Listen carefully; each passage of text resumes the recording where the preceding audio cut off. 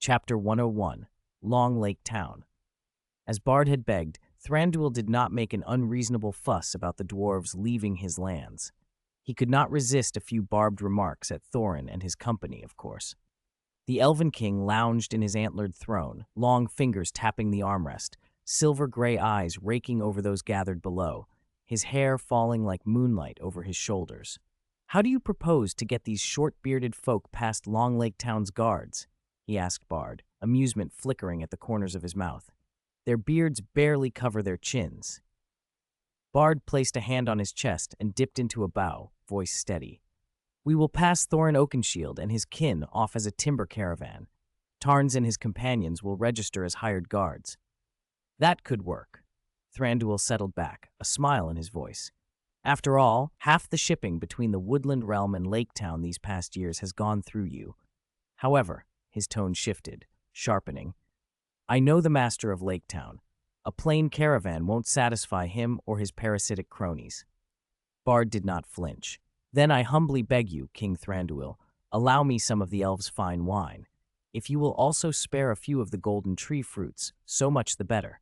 I have heard the 20 cases of special mead sent to Lake Town last month are stored in the master's cellar." Thranduil's smile turned cool. "If it were only for you, out of respect for your ancestor Girion, perhaps I might give it freely. But you ask me to hand these things to dwarves, who likely curse me under their beards.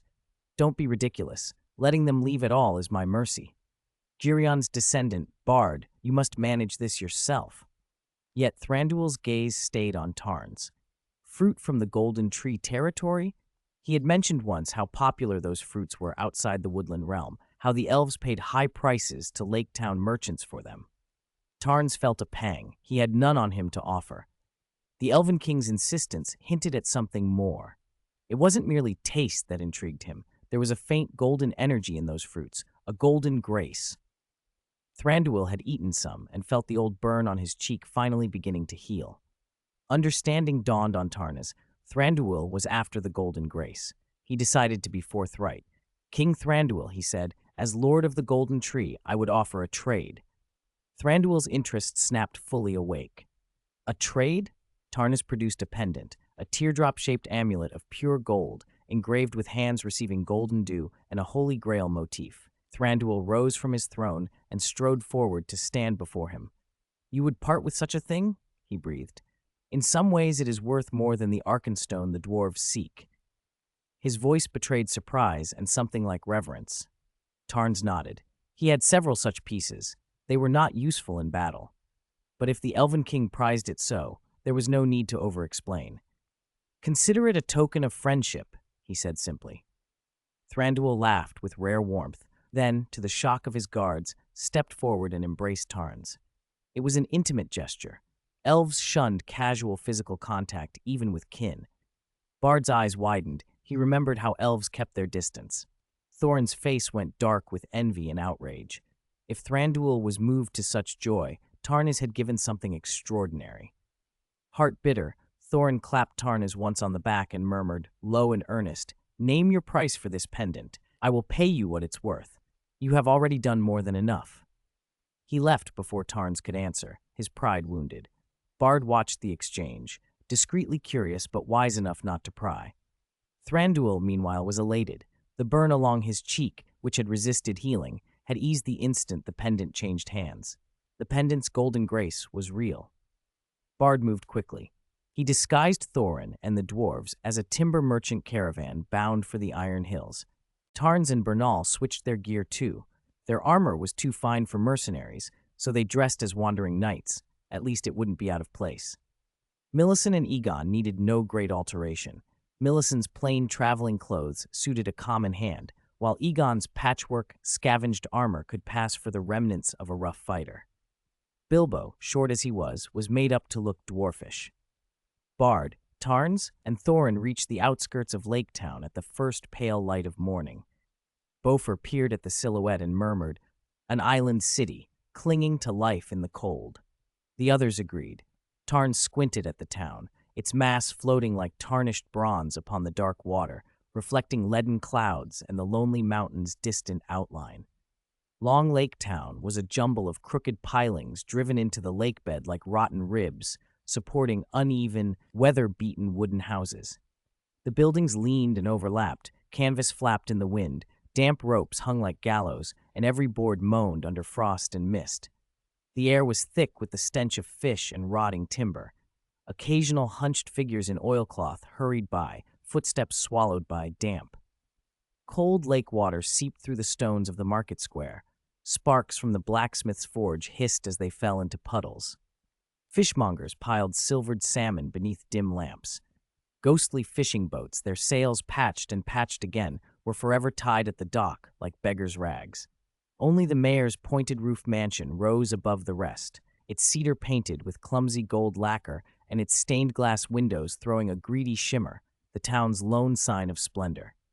Beneath the surface lay countless rotten beams, like the hands of drowned men reaching up. Women mended nets with frozen fingers. Children chanted frightening rhymes about a dragon beneath the ice. Yet smoke still curled from crooked chimneys and nets were still cast at dawn, as if the floating city would never sink. "I can scarcely believe anyone lives here," Gloin grumbled. Bomber rubbed his belly. "I want to know what they eat." "Probably smelly fish pulled from the bottom or some green algae," Beaufort said, wrinkling his nose. Bard, listening, said calmly, "We don't just live here. We have for generations, and as long as we don't starve, we get by." He moored the small boat in the shadow of a ruined dock, the bow scraping against a thin sheet of ice. Lowering his voice, he warned, "Keep quiet now. There are guards ahead, and the mayor's put a 20 silver coin bounty on me. We'll stop here." Thorin grunted. "Sounds like your daughters are worth more than you. After all, one of them fetches a black arrow and 10 gold coins." "Of course," Bard said without irony. "My precious daughters are priceless." White breath fogged in the cold. Keeley was about to answer when Feely jabbed him in the ribs. The dull thud of iron boots approached along the jetty. A guard's torch swayed through the morning mist like a baleful eye. Bard had already cut the mooring line and watched the company step onto the rotten planks that creaked and sighed as if alive. Only when Tarns, Thorin, and the others were swallowed by the fog did he tend the anchor, wrapping the rope around the post for the last time. Boots creaked behind him.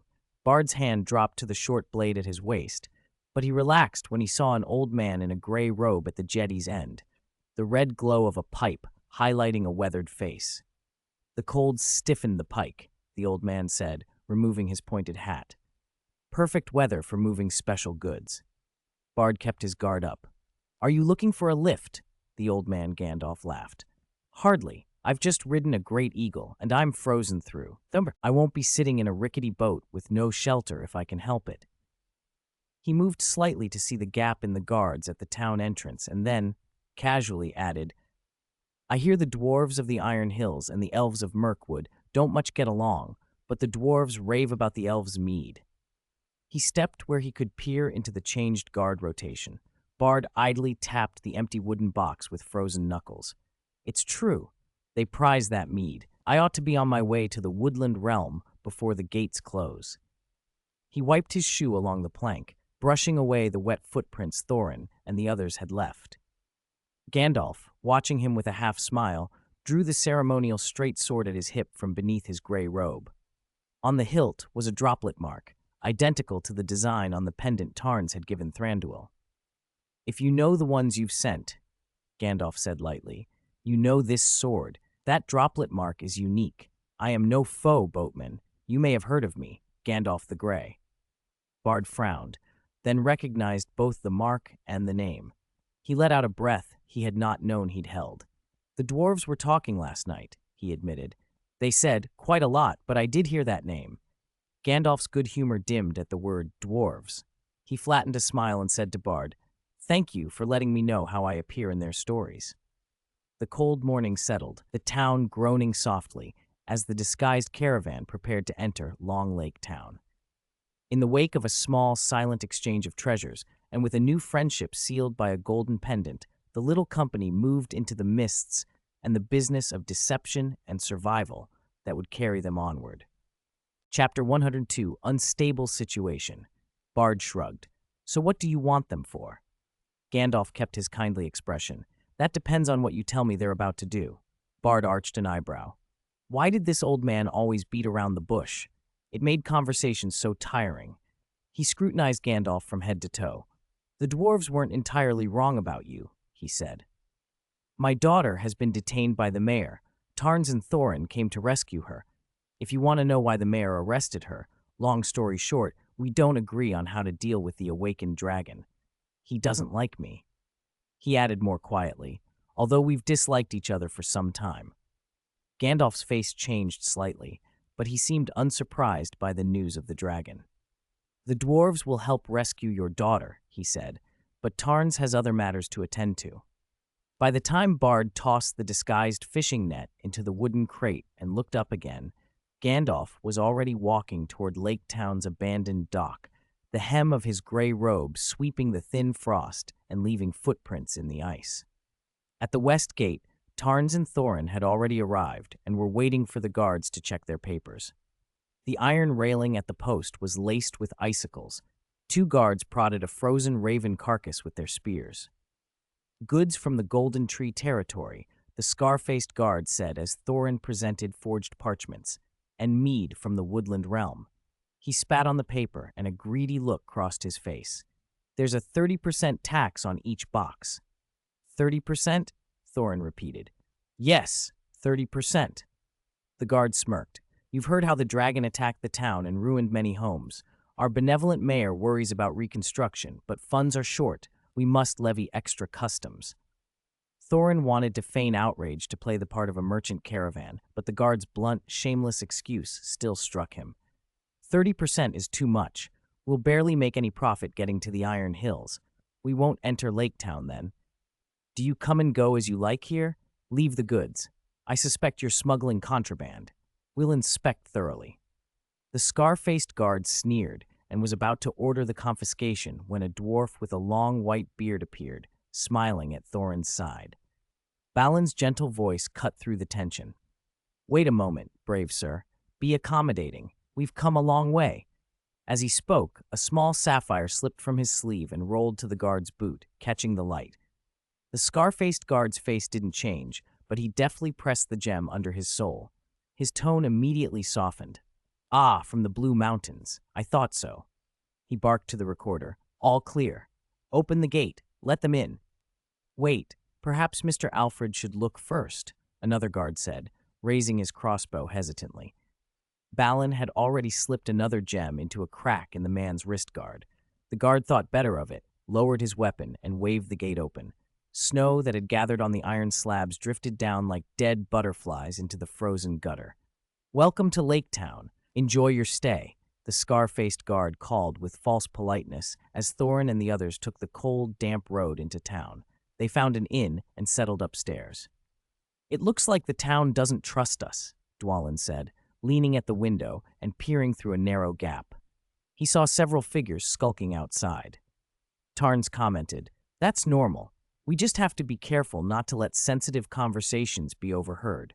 Bernal and Millicent are outside to keep nosy folk away. Thorin joined them at the window. The mayor's gilded watchtower rang its bell. Behind the stained glass of the mayor's window, Thorin caught sight of the mayor's plump silhouette. He slammed the wooden shutter closed, sending a sheet of snow sliding off the frame with a rustle. The mayor is up. Someone has already told him a dwarf merchant caravan is here. Ori, Nori, Dori, you 3. Go with Kili and Fili to the market and pretend to be merchants. His rats will smell the honey. The 5 exchanged glances and nodded. Tarns added, We'll act like mercenaries. Bernal and Egon should pretend to be drunks in the tavern downstairs. Millicent and I will escort Kili and the others to the market to protect the goods. That'll help us gather information without drawing suspicion. Kili toyed with a silver spoon, flipping it through the air and catching it neatly. Then Teacher Tarns, he said, you should learn from us. He put on a rough voice. If anyone dares eyeball my wine barrel. Fili thumped his chest, rattling the pewter cups. Before Tarnas could answer, Thorin's silent look made them both sit up straight. Good, it's settled, Thorin said. Bilbo raised a hand. What about me? Do I need to do anything? Thorin glanced at him. Don't worry, I haven't forgotten you. I was about to give you a very important task. Bilbo recoiled a little. What important task? To use your gift for stealth to find where Bard's daughters are being held, Thorin said. At that moment, a familiar voice came from outside the guest room. After so many days, has Bilbo finally learned to face danger on his own? Millicent pushed the door open and Gandalf stepped in. Bernal's voice drifted in behind him. Don't worry, he probably used some trick. No one noticed Gandalf entering the inn. Tarns felt relief. He was glad he didn't have to handle these stubborn dwarves alone. Thorin brightened and stepped forward. Gandalf, when did you catch up with us? Gandalf's eyes looked odd for a moment as he thought of how some dwarves had described him, and seeing Thorin's cheerfulness, he couldn't help but wonder. He set that aside and entered the crowded room. Tarns wrapped a strong arm around the gray-robed wizard's thin shoulders. The scent of pine and tobacco on Gandalf reminded Tarns of the day they parted months ago. You finally deigned to show up with your pipe? He teased. The smile faded at the corners of Gandalf's eyes as blue smoke curled up. Sparks from his pipe winked in the tobacco, and a serious depth stirred in his pupils. He looked at Tarns, then at Thorin. This is exactly why I rushed to find you, Tarns. Thorin, the situation is far worse than we imagined. Tarns sobered. Tell us everything. Gandalf took a pull on his pipe and let the smoke hide his face. In Dol Guldur, Lady Galadriel, Lord Elrond, Saruman, and I discovered that the Ringwraiths, Nazgul, have awakened. We didn't find the true master of Dol Guldur, but I can say with certainty it is no ordinary necromancer. Smaug's awakening is not an accident. He looked at Tarns with a shadow of fear. If I hadn't called Lady Galadriel and the others and forced entry, I would have been imprisoned there and likely would have died unknown. I can confirm the master of Dol Guldur is the one I feared. Tarns frowned. What are ringwraiths? Gandalf explained briefly. They are men, kings and lords, corrupted by rings of power, now fallen and serving the Dark Lord. Tarns nodded. Thorin asked, How does that concern us? Gandalf's gaze hardened. Very much. We found they were secretly forging standardized weapons and armor for orcs. You will face not only an awakened dragon, but also armies of orcs. We also found someone crucial to you at Dol Guldur, your father Thrain, and it is because of him we learned who commands that place. Thorin's eyes widened. You found my father? Where is he? Is he hurt? Gandalf soothed him. Don't be alarmed. He is safe. He was injured, but he has recovered. He smiled faintly and nodded to Tarns. Thanks in part to Tarns. Tarns blinked. Me? Gandalf turned the Hollywood pipe between his fingers. Smoke drew ghostly memories around his face. When we found Thrain, his pulse was like a spider thread in the wind, very weak. Lady Galadriel used her spells to protect his heart, but she could not restore him alone. We decided Galadriel and the others would pursue Dol Guldur's master, while I called for the Great Eagles to take Thrain to the Golden Tree territory for aid. Ms. Nephili received us and treated Thrain. By the second day, he was eating stew. Tarns absorbed it. Thorin, hearing his father was in the Golden Tree territory, visibly relaxed. He patted Tarns' back with a laugh that made rooks outside startle. I've lost count of what I owe you. Friends don't keep score, Tarns said with a smile. You help me, I help you. No one should live keeping tally. Gandalf's face turned grave again. He tapped a fresh crack on his pipe and sighed. Unfortunately, one of the 7 rings, the ring of your dwarf king, was seized by the shadow in Dol Guldur. Thorin drew a deep breath. As long as my father can drink mead, scold me for being reckless, and swing an axe to teach Fili and Kili, no mithril or gems matter. Tarns asked, So why did you come to me? For the coming war, Gandalf said. I ask you to muster an army capable of resisting the enemy. Tarns frowned. Why should I raise an army? Even if I agree, the Golden Tree territory lies in Minhiriath, half a year at least for reinforcements to arrive. If we send word now, by the time they cross the Misty Mountains, Smaug might already have burned Lake Town. Seek help from Thranduil of the Woodland Realm. Closer help matters now. Gandalf's shoulders fell. I have already sought Thranduil's aid. He refused. Spiders in Mirkwood have drained his resources. I also asked Gondor and Rohan. No help. The only ones who might send troops and get here fastest are the dwarves of the Iron Hills. Thorin looked puzzled. Dane? Why would he send troops? I haven't even reclaimed the Arkenstone. Gandalf met Thorin's gaze. Your father, Thrain, wrote to the Seven Dwarf Kingdoms and to Dane of the Iron Hills in the name of his kingship, describing the emergency at the Lonely Mountain. Dane has not sworn fealty to you, but he swore an oath to Thryne. Given Dane's ties to your house, he is likely to send aid. As for the other dwarf lords, I don't know whether they still answer to Thryne after his long absence. Silence settled over the room as the gravity of Gandalf's words sank in. Outside, Lake Town creaked and groaned with cold. Inside, plans and loyalties shifted like ice on a thin pond, and an uneasy tide of urgency rose among them all. Chapter 103: Motives for Sending Troops. When Gandalf's voice drifted away, the air in the guest room seemed to be wrapped in invisible silk, and silence solidified into something almost tangible.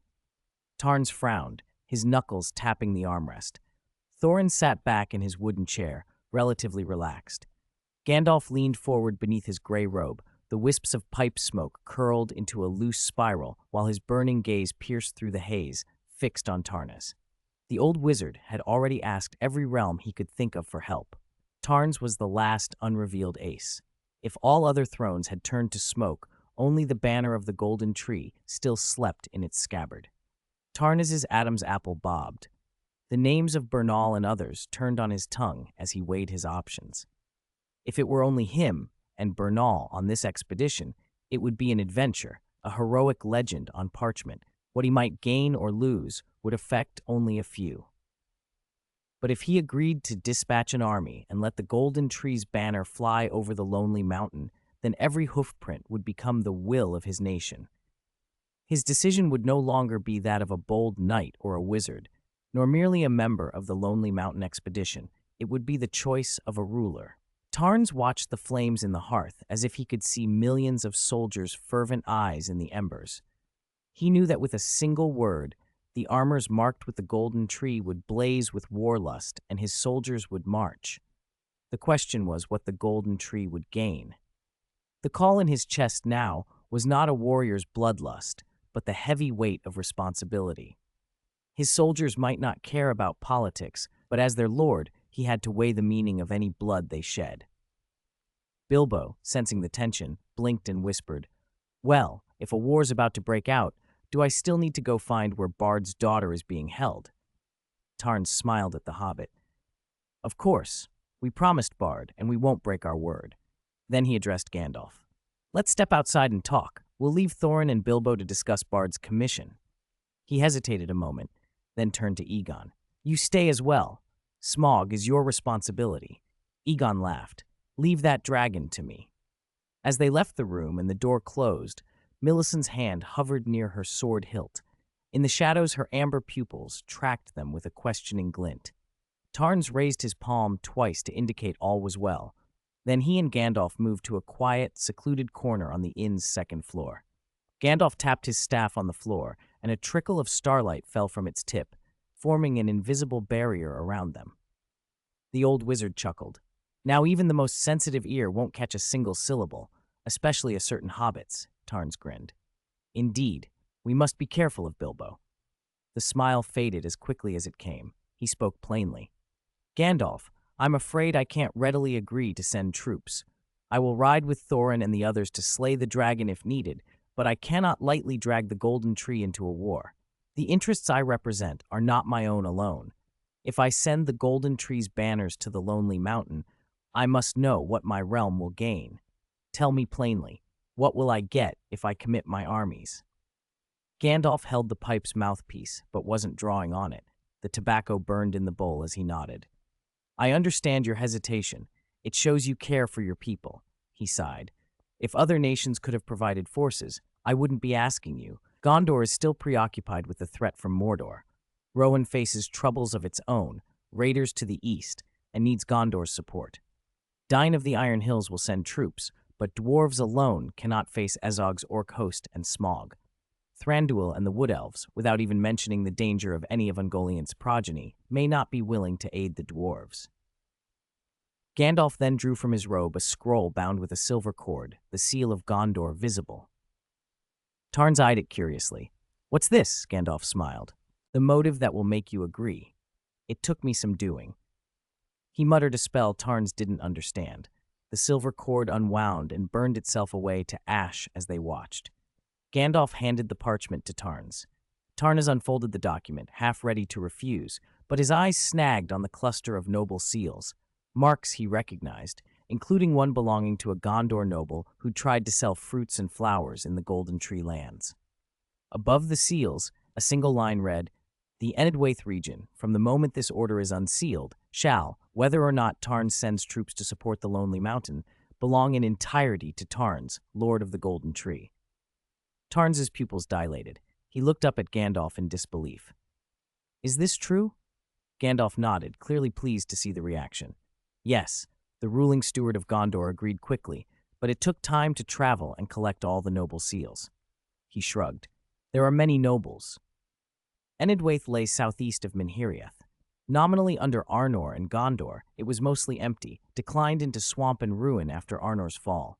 Gondor itself had little interest in rebuilding it. So when Gandalf proposed gifting Edwaith to Tarns in return for troops, the steward accepted. If the Lonely Mountain fell to Sauron, Gondor would face a northern threat in addition to Mordor. The steward did not believe dwarves and elves alone could stop Smaug and Sauron's forces. He had no spare soldiers to offer, so giving land, largely a paper territory, to secure the aid of the Lord of the Golden Tree was an easy trade. He had also heard of the Golden Tree's rapid reclamation of barren land in Minheriath and the Lord's secret operations against orcs at Limgrave Greatbridge. Better to be an ally now than an enemy later, the steward reasoned. If Tarns could restore Enedwaith, that would be to Gondor's benefit too. Tarns was silent a moment, then tapped the order. So even if I refuse to send troops, the ownership isn't conditional? Gandalf finally took a long, relaxed draw on his pipe. Technically, yes, but from what I know of you, you won't leave it at that. Tarnas shook his head with a half-smile. You know me well. I admit this moves me. I can agree to help, but if I rebuild Enedwaith, I'll need material support from Gondor. Gandalf's face showed he'd expected as much. The steward anticipated you'd ask that. He's willing to provide supplies, but the amount and schedule will need to be negotiated in person.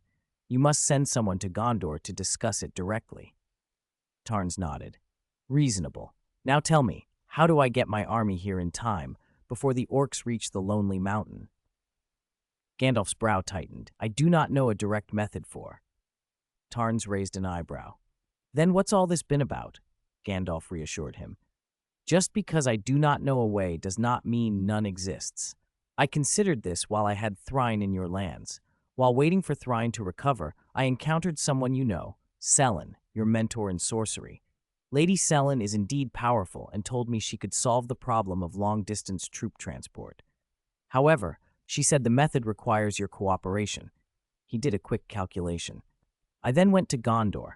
When the last noble sealed the order, I sent for you by Giant Eagle, and I had the Eagles fetch Lady Selin from the Golden Tree territory. She should arrive here with them in about 2 days. Tarnas's expression brightened. Wait, Teacher Selin is coming too? Chapter 1-4. I've been updating through the Chinese New Year, so I'm taking today off. What readers imagine? The author stayed up during the holiday to write and post updates. What's actually happening? I used up all my leave requests last month, so I really can't take any more time off. Chapter 1 and 5. Mercenaries, or? When Tarns and Gandalf stepped out from the corner, they found Fili and Kili coming out of the guest room. Kili's familiar, silly grin had returned at the news that his uncle Thorin's father had been rescued. Where are you two off to? Tarns asked. Oh, Thorin sent Fili and me to the Lake Town Market, Kili answered without hesitation. Balin emerged from the doorway then and said, Of course, I'm coming too. Thorin wouldn't trust just you two young ones to go alone. He bowed to Tarns, and as he straightened, he smiled.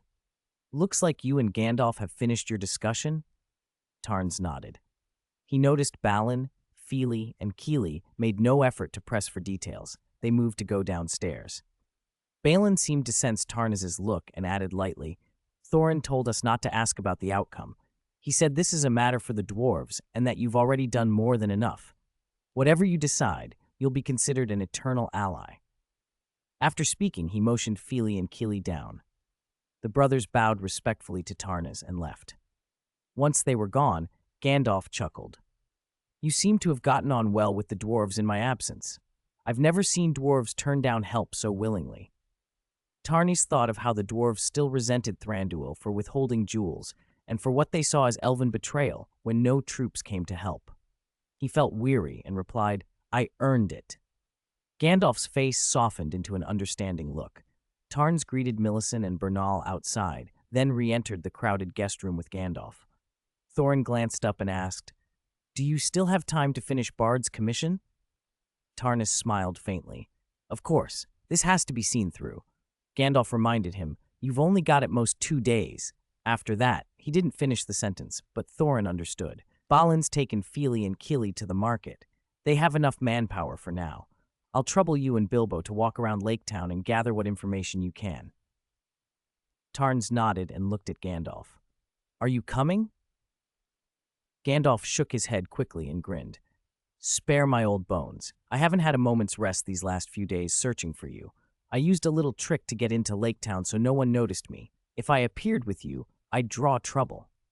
Tarns pouted at the old wizard's refusal.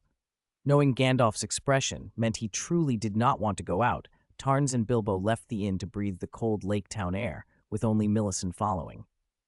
Bilbo opened his mouth, then closed it. Tarns noticed and asked, What is it, Bilbo? Bilbo crossed his arms, glanced around, then leaned in close, stood on tiptoe and whispered, I heard your conversation with Thorin and Gandalf. Is there going to be a war? Tarns bent down and whispered back, I don't know for certain, but from Gandalf's words it's likely. Don't worry, Bilbo. I'll send you somewhere safe before anything starts. Bilbo surprised him. Me? No, I'm not worried about being safe. He lowered his voice further.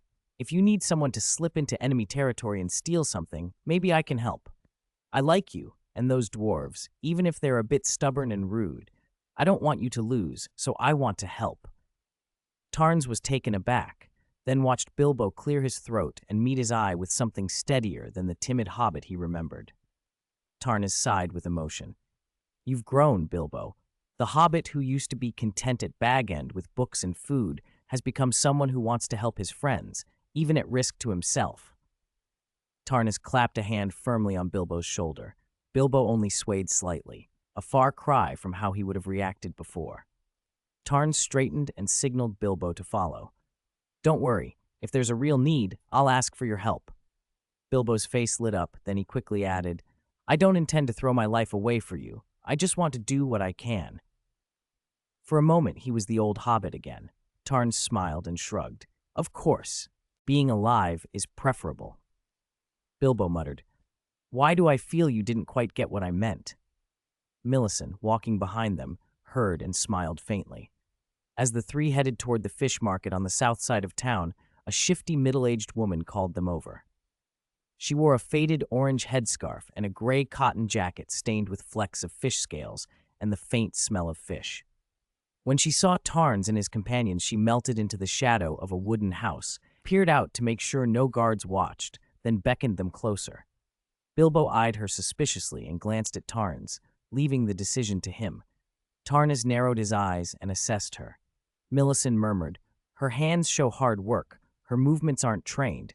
She's sturdy from heavy labor. Tarns nodded. Still be careful. She might be the mayor's lackey. They approached with polite expressions, Tarns in front and Millicent behind, keeping Bilbo between them. Once they were in the corner with no one else in sight, Tarns relaxed.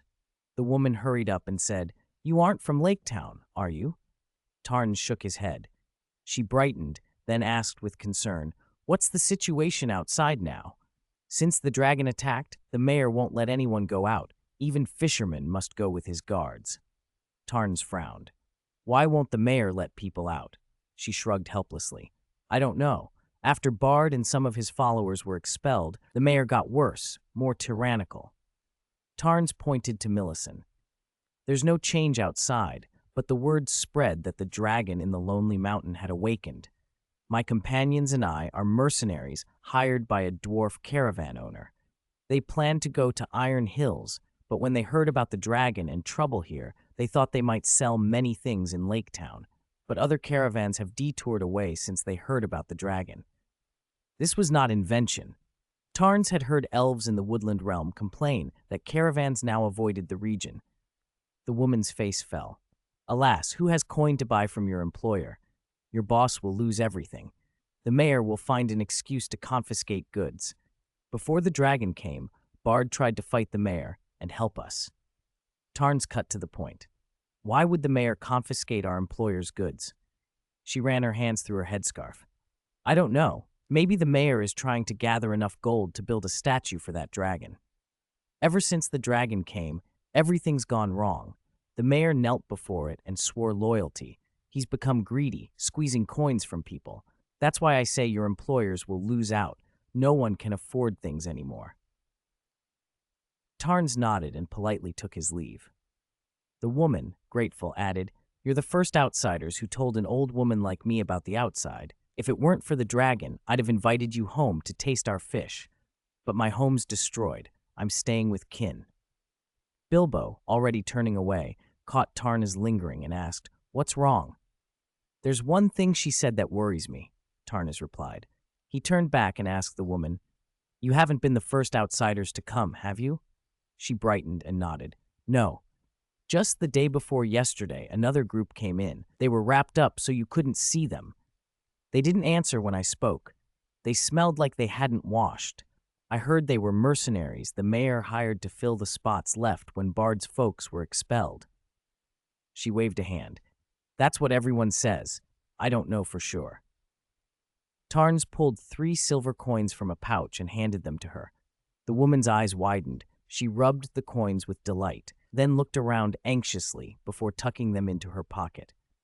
Don't be careless with the coin, she whispered. If the mayor hears you're rich, he'll cause trouble even to outsiders. Those outsiders you asked about, they're staying in a house near the mayor's. Tarns thanked her and moved on.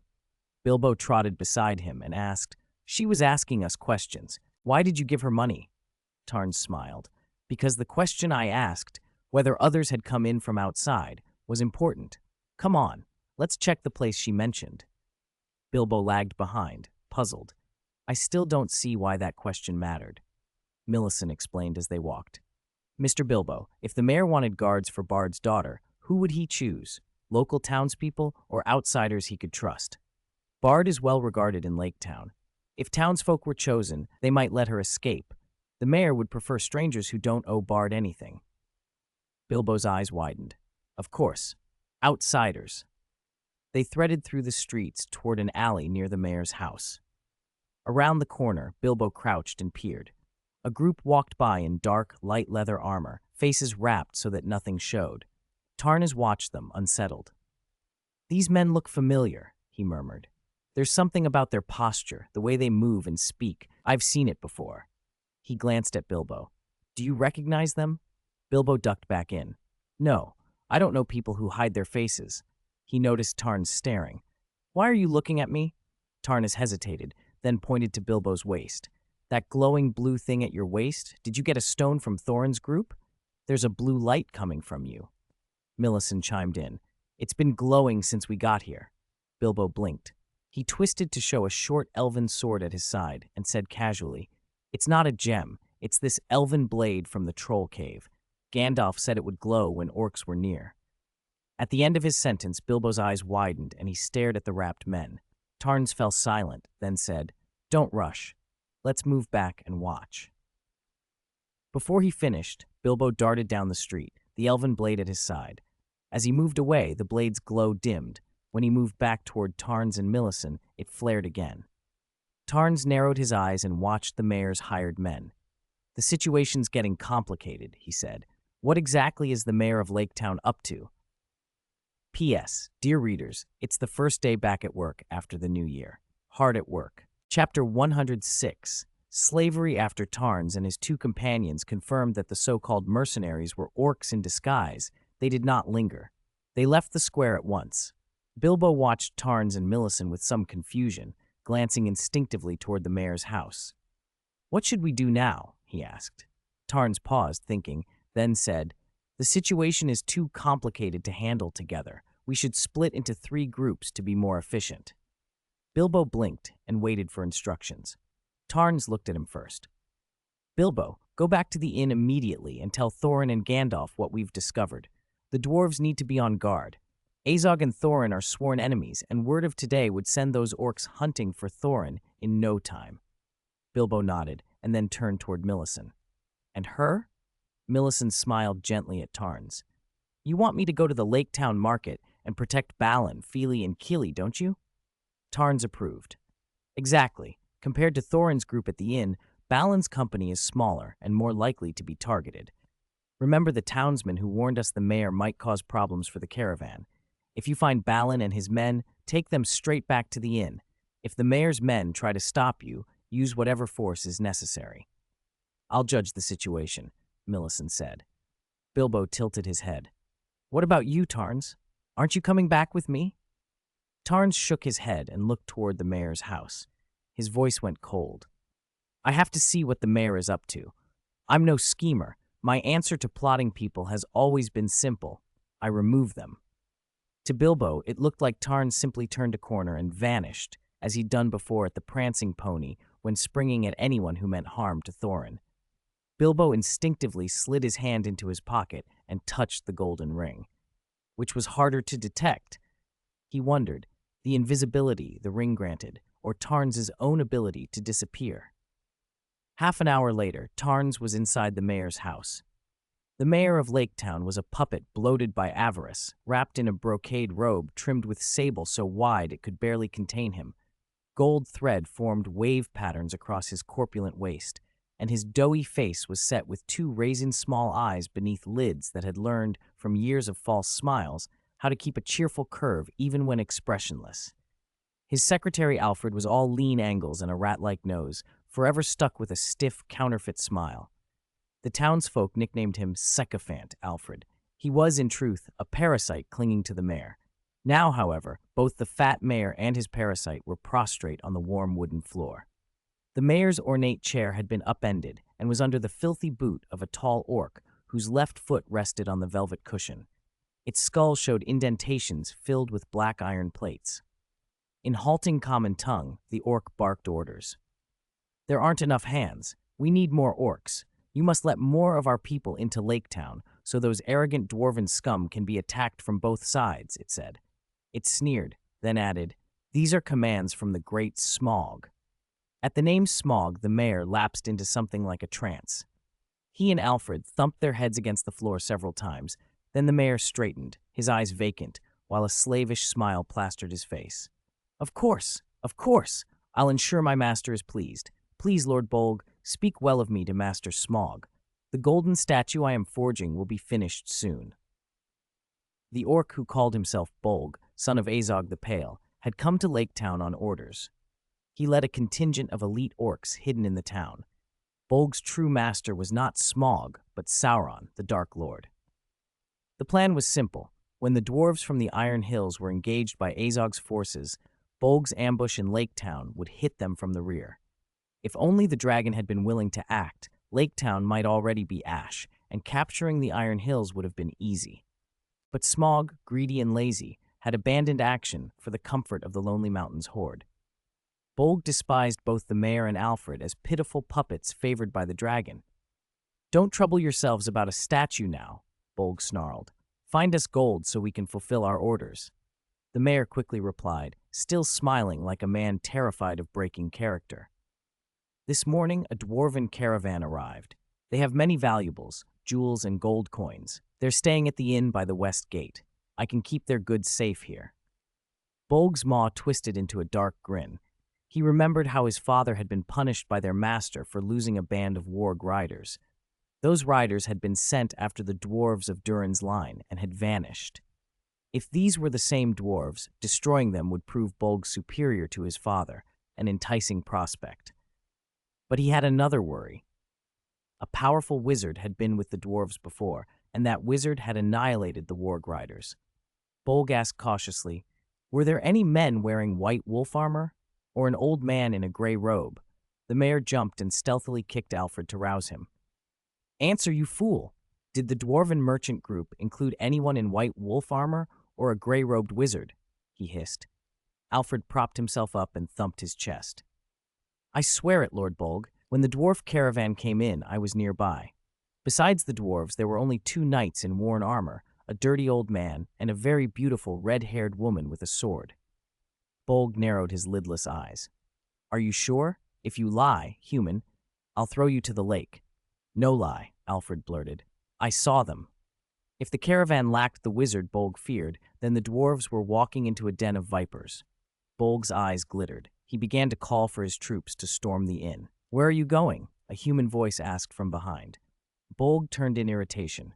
Mind your own business, human. But the unseen speaker drew a blade and struck. A black dagger flashed, clashed with Bolg's longsword, and rang out like a bell. Bolg barely managed to parry, but the strange dagger nicked his brow and black blood welled out, blurring his vision. Oh, interesting moves. You're not an ordinary opponent, are you? The human drawled. Bolg squinted through his blind blood and tried to make sense of the sound. He had no time to ask who his attacker was. He tried to shout, swing, and flee for the exit to draw his companions, but pain lanced through the wound where the dagger had struck. Black-red fire filled his sight, and then, nothing. His consciousness fell into a darkness that would not lift. Tarns had not meant to kill. He had slipped in under the concealing veil, intending merely to incapacitate the orc so it would not raise the alarm, then interrogate it, then wake the mayor and Alfred and find out what they were planning. He had drawn the black knife to make the work quick, but a single touch of that blade lit Bolg, as if the black flame of fated death itself had met him. The orc turned to ash before Tarns could even comprehend what he'd done. For a moment, Tarns stood over the dust and shook his head, disgusted with himself and the uncanny power of the black knife. He pushed the dagger back into concealment and checked the room. The mayor and Alfred lay unconscious, just as he had earlier knocked them out, and he began his plan. Wake the mayor first for questioning. He splashed cold water on the mayor's face. The mayor's eyes opened, and he stammered, You are, He tried to scream. Tarns clamped a hand over his mouth. Alfred still lay limp, but he could not have raised the alarm even if he had woken. Tarns had already bound the thin man tightly, gagged him with cloth, and wrapped extra strips around his mouth so sound could not escape. Tarns looked at the mayor through the visor of his vagabond knight helm. The mayor's eyes were wrong, vacant, unmoored, at odds with the slavish smile frozen on his face. Tarns pried the man's eyelids open and frowned. This is like those puppet dolls that old Saluvis makes, he muttered. Has Smaug found some way to enslave human souls? If their minds were taken, there would be no truth to wring out of them. Tarns knocked the mayor out again and roused Alfred to test him. The secretary, it turned out, shared the same blank, enslaved gaze. Tarns was uncertain what to do next when a raven cried sharp outside the window. Alfred's body twitched like a marionette pulled by a sudden hand. His head snapped back to an impossible angle, and he straightened as if a dragon had just risen from its gold and stretched its neck. Oh, another weak human? What have you done to my enslaved little toy? Alfred said with a cunning, vicious smile not his own. Tarns knew the voice was not Alfred's. It was the dragon's. Chapter 107, Dragon Curse. Look at you, a tiny worm. I could crush you with a single finger. Yet I'm in a good mood, and I pity weak humans like you, so I'll indulge a conversation with an outsider from Lake Town. Bow down!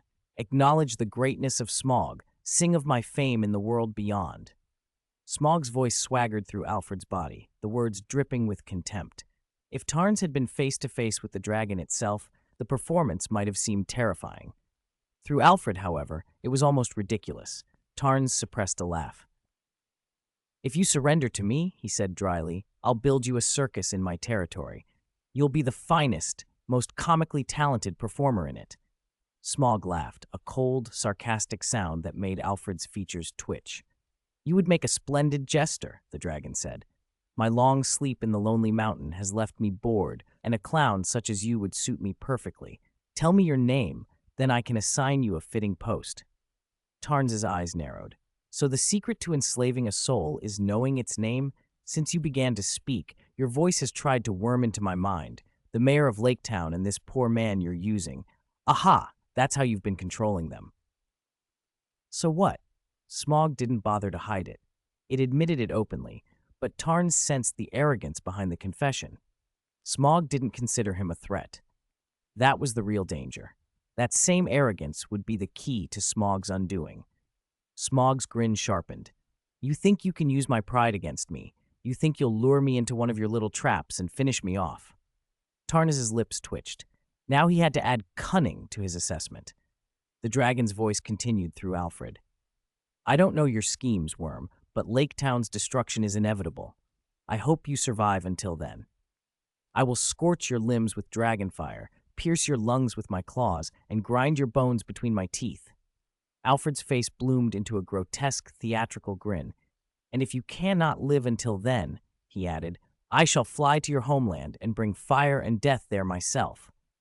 Tarns chuckled, his fingers ghosting the buckle of his armor.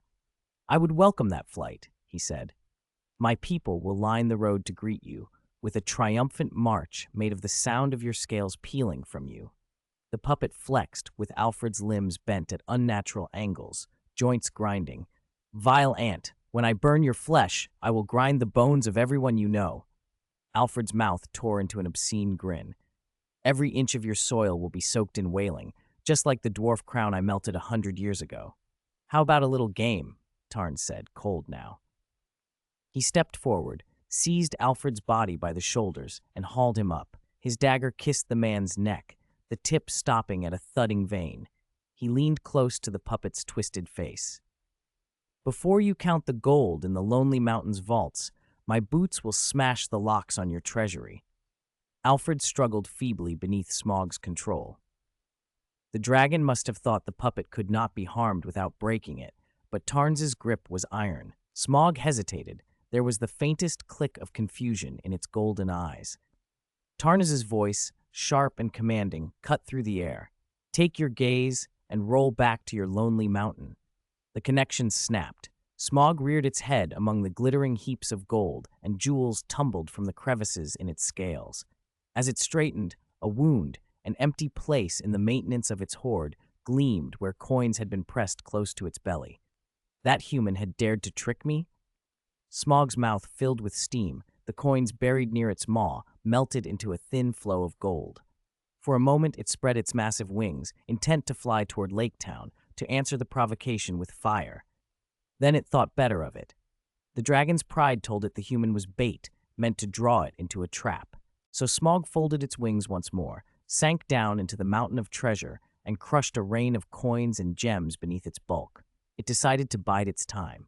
When Sauron's orc host took Lake Town, Smaug intended to slay every captive. Better to wait, to make its triumph total.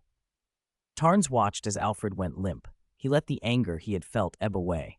When Smaug had threatened to raise the Golden Tree's territory, a raw heat had flared inside him. If the man had been truly free, Tarns's black blade would have pierced his throat.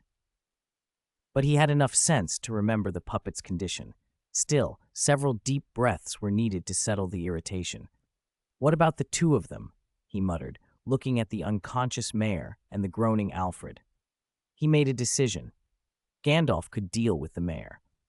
Tarnes bound both men again, then tucked them beneath the wide bed in the mayor's own bedroom, arranging the ropes and cloth so that when they regained consciousness, they couldn't struggle or make noise. Back at the inn, Thorin rose at Tarns's return, relief washing his face. Bilbo had already come back, and Balin, Fili, and Kili, returned by Millicent, sat gathered.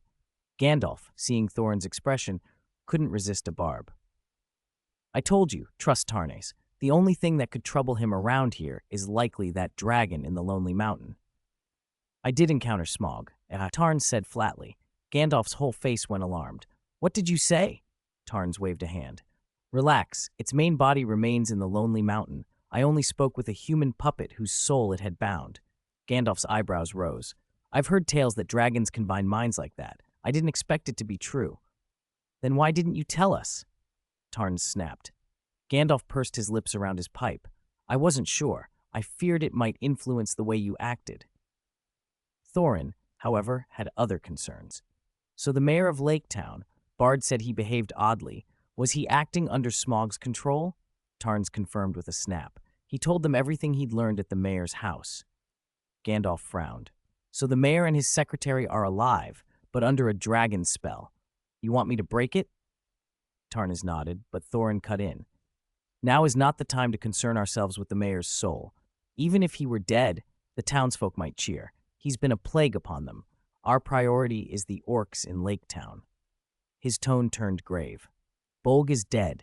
We must rescue Bard's daughters before the orcs realize their leader is gone. Tarns is right. Those orcs are elite. Once they learn Bolg's son is dead, without leadership, they won't stay disguised. The townsfolk will suffer. Gandalf inhaled, pleased. You're thinking of the people of Lake Town. Unusual for you. Thorin's gaze flicked to him. If we take the Lonely Mountain, Lake Town will be our nearest trading partner. I do not want to see it ruined. Gandalf puffed the pipe and then smiled. Whatever your motives, it's better than standing idle. I have a plan that will both rescue Bard's daughters and deal with the orcs. Tarnas leaned forward. What plan? Gandalf's eyes narrowed. We have the mayor and his secretary in our hands. I cannot, perhaps, sever Smaug's bond, but I can use sorcery to fool the dragon into believing the mayor is acting of his own will and commanding his orcs. If the mayor orders all the orcs to assemble in one place, Bard's daughters will be left unguarded. Thorin, send a few nimble dwarves to fetch them. Thorin nodded. Fili, Kili, Balin, and Ori, go. Rescue the girls. Fili and Kili swore they'd handle combat if needed. Balin, kindly and reassuring, and Ori, persuasive and steady, would convince the children that they were sent by Bard. Before Gandalf needed to say more, Tarns volunteered. Bernal, Millicent and I will handle the orcs inside Lake Town. Egon, thank you for the offer of long-range support from the mayor's bell tower. Thorin agreed. If it's left to the three of you, not a single orc will escape, but some may ignore the mayor's commands. Gloin, take the rest of our company into Lake Town to deal with those who disobey. Gloin thumped his chest proudly, his red beard bobbed. Bilbo was about to ask what he should do when Thorin looked at him. Bilbo, accompany Balin and the others and meet them at the rendezvous. Bilbo nodded. Plans made, the company dispersed so as not to alarm the town. Tarns went with Gandalf to the mayor's house first. Gandalf's craft hid them from the orcs, and when Tarns hauled the two men from under the bed, they were still unconscious. With a few murmured words and a faint touch of magic, Gandalf roused the mayor and bent him to his will. It was clumsy magic, less of a cure than a deception, but it would do. The mayor, speaking as if of his own accord, summoned all the orcs to the empty guard barracks. Only one orc hesitated, Bolg's adjutant, asking where Bolg had gone. Gandalf, who knew what Bolg had planned, used Tarns's voice to tell the truth enough. Bolg had gone ahead to scout.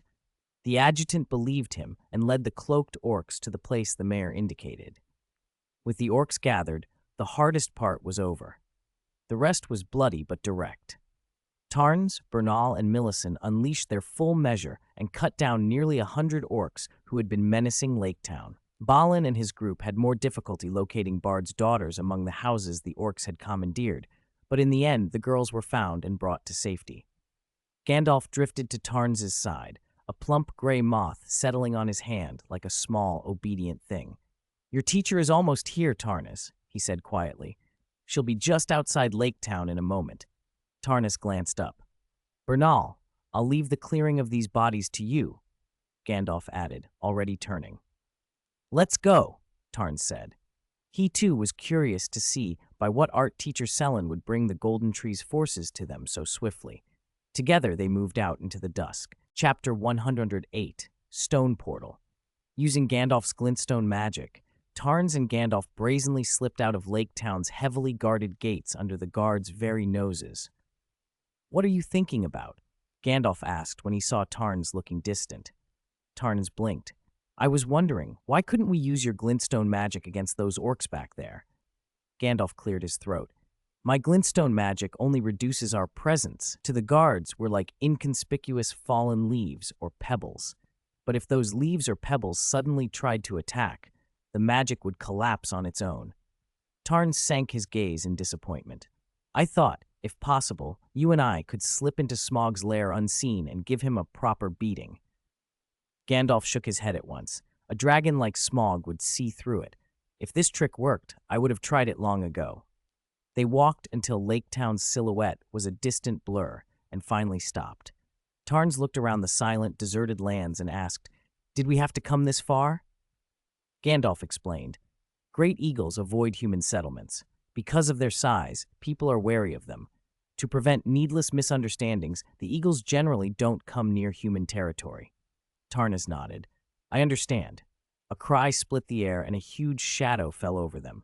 A great eagle descended from the bright sky, its wings cutting the air like a gale and stirring dust and dead leaves. A human woman leapt lightly from its back, clutching a heavy bundle. Gandalf stepped forward, leaning on his staff, and lifted his face to the eagle's amber eyes. Thank you, my friend. Ilúvatar's favor remains with us, he said. The eagle cried once, regarded Tarnas, then flapped up and away, becoming a dark silhouette against the sky. Tarnas squinted. Was it watching me just now? Gandalf chuckled. Don't treat the great eagles like ordinary birds. In essence, they are no different from me. They simply chose this form to come to the lands between. Tarnas's surprise deepened. My dear disciple, you've been chatting so long. Aren't you going to help your master carry that? Came Selin's mature voice, edged with mild displeasure. Tarnas hurried over, apologized, and took the bundle from her. It was very heavy, solid, stone-like, and when he hoisted it onto his back, the weight settled into place. He opened his arms and gave Selin a quick, respectful hug. It's been a long time, Selin. Selin smelled of blue glintstone and potions rather than perfume. She pinched Tarns's chin with cool fingers, turning his face left and right to inspect him, then nodded. Tarnans, bewildered, asked, Selin, what are you doing? Checking whether my disciple returned injured after months away. You look much the same as when you left the Golden Tree, she said coolly. Then she turned to Gandalf. Did you give him what you promised? Gandalf smiled. Yes, I delivered the steward of Gondor's secret order. Aenad is now officially the Golden Tree's territory. Tarns asked, Selin, was it you who arranged the Aenad exchange with Gondor in return for military support against Smaug? Selin shook her head. No, it was the barbarian warrior who took up the Storm King's title that demanded it. Gandalf added, Lady Selin is right. Acting Lord Nephili Lux made that condition. Gondor had neither the will nor the resources to manage Aenad. Handing it to the Golden Tree seemed the quickest way to restore it. I agreed, and the steward accepted. Better to trade the troublesome region for something useful. Selin, impatient, cut him off. Shall we start then? Start what? Gandalf asked. Setting up what I brought, so Tarnans can return safely to Golden Tree territory, she snapped. Gandalf raised an eyebrow. You've flown far on the Eagle. Don't you need rest in town? No, she said briskly. There isn't much to do. Set it up, and I'll return to Golden Tree territory with my disciple. She handed the bundle to Tarns. Don't stand there. Put the stones on the ground. You should be familiar with them. Tarns untied the bundle. Inside were several slabs carved with teal glintstone runes, fragments of a stone slab portal. If assembled, they would form the portal Tarns had seen across the lands between. A portal would let him move quickly between Golden Tree territory and Lake Town and transport troops efficiently. He looked up at Selin in surprise. Don't look at me like that, Selin said. I always assumed you never set up a portal between Stormvale and Castle Morn because you thought it unnecessary. Turns out you just forgot. Tarns reddened. Mostly I travel on Torrete, and the few times I used portals weren't pleasant. The memory of emerging in unfamiliar, dangerous places made his hands hesitate. Still, he fit the slabs into the ground as Selin watched. She crossed her arms and instructed him. Now channel your magic into those glintstone runes. Cover every line. Don't force too much at once. Have you ever poured oil from an oil lamp? Tarna's Adam's apple bobbed. Sweat beaded on his fingertips. He was not accustomed to this delicate, exacting work. Infusing magic was more fiddly than he liked. Selin moved closer, took his wrist, and said softly, Mimic my flow. Let us wake it together. Her thumb pressed the vein at his wrist, steadying him. Her magic threaded his scattered power into a calm stream. The stone slab thrummed, runes brightened, and silver-gray ripples appeared in the portal's center. Fine crystal dust swirled from the vortex like a star map unfurling. Don't get distracted, Selin warned, increasing the pressure of her fingers. Tarns drew his energies into an even flow. The runes flared, and the portal stabilized. Selin checked the slab and gave a small nod. It's active. Who wants to try it? Stand before it and don't resist. Gandalf stepped up, curiosity bright in his eyes. The The crystal dust wrapped his figure, and he vanished. 60 heartbeats later, the air shivered, and Gandalf stumbled out of the ripples, his gray robe tumbling. He took 2 uncertain steps and regained himself. I truly cannot believe you can travel so far in scarcely a minute. The fishy tang of Lake Town was on my hem, and the warmth of Minhirioth had reached my brow, he marveled, staring at the portal. Tarns frowned. Aren't these portals one way? How could Gandalf come back so quickly? Selen replied calmly. That's why I placed a corresponding portal in Stormvile's courtyard. I wasn't certain this would work, so I needed a portal on the other end. Gandalf's smooth return proves the link is two-way. Gandalf asked, uneasy, what if it failed? Selen shrugged. I wouldn't risk you or Tarn's. At worst, the other portal won't locate this one, and nothing will happen. As for failure while we're activating it, almost impossible. Gandalf fell silent, then tapped his staff on the ground. A translucent ward shimmered up to protect the portal. Selen's eyes lit. What ward is that? Gandalf waved it off. Just a simple protection to keep dark creatures from finding this stone. Tarnas interrupted. Then Gandalf, stay here and guard it. Selen and I will return to the Golden Tree territory to bring the army. Gandalf nodded. Go quickly and come back soon. I still have the mayor of Lake Town under subtle compulsion. I can arrange for your forces to be quartered there. Tarns took Selen's arm, and together they stepped into the portal. The snow-swept wastes gave way in an instant to the Golden Tree's courtyard, bathed in gold light. Tarnas had not set foot there for nearly a year. The sight stole his breath. The Golden Tree dominated the courtyard, its vast canopy splitting the sky. Golden, foil-like leaves rustled high above, and falling motes of light sprinkled down like thousands of fireflies dancing on his upturned face. Branches thick as a man's waist intertwined into a shining dome. The tree seemed to stir at his arrival. Its branches glowed faintly, and tens of thousands of leaves whispered together as if welcoming a long-absent pet. Lord Tarns! The tree's stir had drawn every eye. 2 figures in silver armor burst into the courtyard, crunching leaves beneath their boots. One pushed the gate open with the tip of a halberd, the other's sword scraped the jamb. The 2 storm knights, formerly banished knights, entered cautiously, weapons raised, but the moment they saw Tarns, they lowered arms and kneeled. Tarns made a small gesture. Stand, he said, and then turned to the knight on his left. Tell Nephili Luke I have returned. Chapter 19, The Army Chosen, The Red Lion. Inside Stormvale, Selen yawned her goodbyes and headed toward her room, leaving Tarns alone. He noticed the hall had been renovated during his absence. Torches warmed the stone dome to an amber glow, and the Golden Tree emblem, refracted through stained glass, spread across the western wall. The metallic scale of the Storm Knight and soldier armor rustled with every step, and attendants bowed as they wiped dust from the floor tiles. Lord Tarns! Without exception, everyone who saw him saluted respectfully. Tarns, remembering his role, returned their greetings with a smile. After he left, 2 Storm Knights exchanged excited looks. Did Lord Tarns just nod at me? You're wrong. He nodded at both of us. Don't be ridiculous. He was obviously looking at me. I heard he's leading an expedition to support an ally. Do you think I'll be in the vanguard? You're half asleep. Calm down. Okay, maybe that's just my fantasy. But once Lord Tarns gives the order, I'll be first to volunteer. Tarns did not know the expedition to the Lonely Mountain had already become common knowledge shortly after Gandalf arrived in the territory. So when the 2 guards opened the doors for him at the City Lord Hall and he entered, he was taken aback to see every head in the room turned toward him. Torches cracked in iron candelabras, and a wave of heat fogged his armor. Not only had Nephili Luke been notified, but Edgar, Lord of Moan City, Kenneth Haight, Lord of Haight Fort, and several Godric and Storm Knights in charge of passes and outposts were all present. Rogier and Dee were absent. He didn't know where they had gone. The Lion Hybrid guarding Limgrave Greatbridge was also away. Lord Tarns! Edgar and the rest rose and saluted. Nephili's expression said, Finally you're back. She stood and patted the chair. You're finally back, Tarns. I didn't expect you to be gone so long. Tarnas nodded, motioning for them to sit as he took the City Lord's seat. I didn't expect to be gone this long either. This world is wild. Bernal and I had quite a few adventures on the way. I'll tell you about them sometime. Did Bernal and the others not return with you? Nephili asked.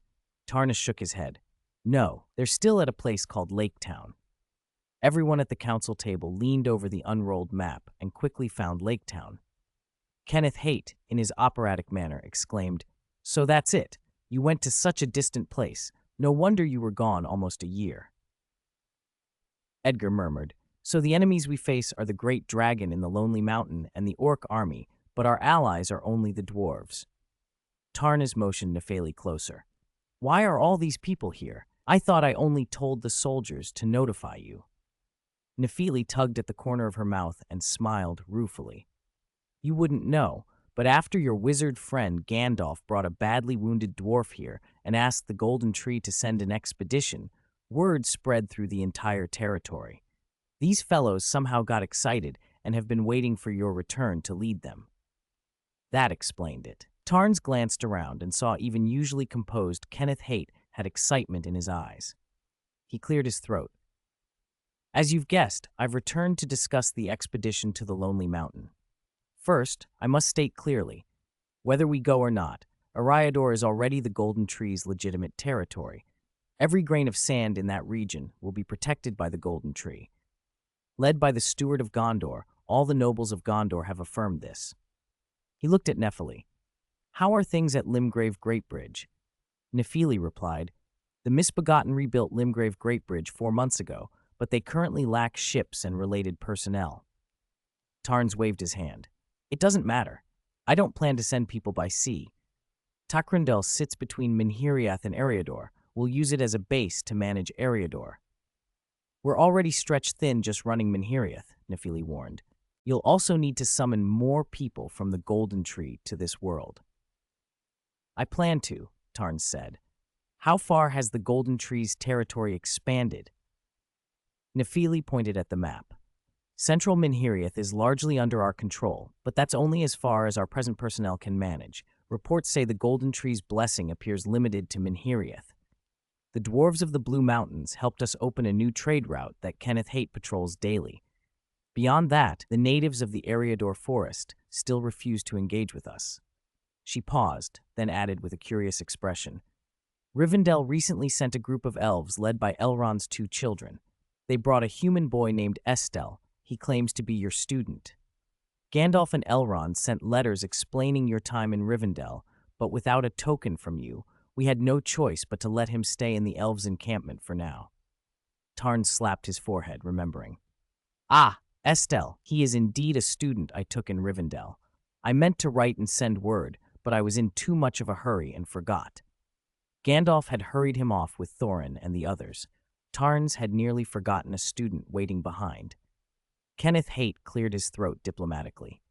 Lord Tarns, if you continue to leave the territory for such long stretches, I humbly suggest you send a letter every fortnight. You are our lord. There are many matters we cannot decide for you without your judgment. We were truly worried not knowing your situation all this time. Tarns felt ashamed. His former life as a wanderer had made him think it acceptable to be away so long. I apologize for making you worry. If this happens again, I'll make arrangements in advance. Kenneth waved it off. I didn't mean to force an apology. You must have had reasons. It was only a suggestion. To ease the mood, Nephili joked, Next time, let me be involved. You left me in this post for almost a year. If something fun comes up, I should get priority. Of course, Tarns agreed. Her smile faded into seriousness. So how do you plan to support the dwarves? Everyone straightened and looked at Tarns with eager faces. This would be the Golden Tree's first expedition to this world, and Tarns himself, embodying the tree's will, would lead it. No wonder they were excited. Tarns spoke in a steady voice. For this mission, I will summon a new army to go with me. As for the Golden Tree territory's regular forces, I'll also call up additional troops to remain on standby. Kenneth, how many soldiers can our current food supplies sustain for a war? Kenneth recited from memory. 1,000-man army can be fed continuously. If forces exceed 3,000, I recommend the campaign be concluded within 2 months to avoid undermining our territorial foundation. If you intend to field over 5,000, it should ideally be finished within a month. He added, those figures assume ordinary human soldiers. If the army includes war beasts like trolls, consumption roughly doubles. Even the soldiers from the lands between consume far more than the humans who joined us from this world. That's because rapid agricultural growth in the Golden Tree territory has increased output, allowing us to support soldiers from the lands between and even export surplus crops. Tarns nodded. Understood. I'll factor that in. Who will you summon? Nephili asked. If you ask who the strongest is, I can't say, Tarns replied without hesitation. But if you ask who is best at commanding an army, there's only one choice, Shattered Star General Radon. Nephili was quiet a moment, then frowned. Radon and his Red Lion Legion are outstanding in strength and military skill. I agree. But can you be sure Radon will obey your command? The Red Lion Legion is fiercely loyal to him. If he refuses, they won't follow you. Tarns met her gaze calmly. He's merely a defeated foe. Besides, I have other candidates. I value Radon for his command ability, not just personal power. Thorin and Gandalf told me our enemy is Azog, perhaps the orc's smartest, most cunning general. I want someone who excels at tactics. Tarnas also thought Radon's gravity magic would be invaluable against a flying dragon like Smaug, who would be thrown off by it. Nephili shrugged. If you think it's right, then it's right. Do you need me to stand with you for the summoning? No, Tarnas said. A hero like Radon should be faced directly, not feared. He stood and gave orders. I've covered the main points. Discuss the minor details and submit them for my decision. Kenneth, prepare the provisions for the Red Lion Army. Edgar, while Kenneth handles supplies, the Dwarf Trade Route Patrol will be under Moan City's responsibility. Understood, Kenneth and Edgar answered and rose. Nephili watched Tarns go, then, uneasy, moved to the window and whistled. Outside, the Stormhawks cried and wheeled into the courtyard. If things went wrong, they could buy Tarns some time. Tarns returned to the courtyard where the golden tree stood. He closed his eyes. Redmane Castle, always wreathed in flame and ruin, appeared in his mind. He sensed he could summon buildings from the lands between to a much wider range now. Nearly the entire central Minheriath was within his reach for deploying structures, exactly the area Nephili had pointed to on the council map. The restrictions Nephili had mentioned seemed to have weakened or vanished. Tarns felt the Golden Tree's protective range begin to extend toward Eriador and Limgrave Great Bridge. Because Eriador was now recognized as Golden Tree territory, the mysterious range limits Nephili described no longer applied. To summon Radon, Redmane Castle would have to come first. His grace reserves were ample, his soul collector brimmed with souls, and the Golden Tree had accumulated grace for a long time. It would be more than enough to summon Redmane Castle and Radon. A prompt echoed in his mind. Do you confirm summoning Redmane Castle? Confirm, Tarns answered silently. Come, Shattered Star General Radon. If you still refuse, I will crush you once more. Chapter 108, Shattered Star. General Radon Redmane Castle had been summoned near the Greywater River, east of Minheriath. If one followed the water south, it took less than 2 days to reach Limgrave Great Bridge. That way, the misbegotten at the bridge would no longer be isolated.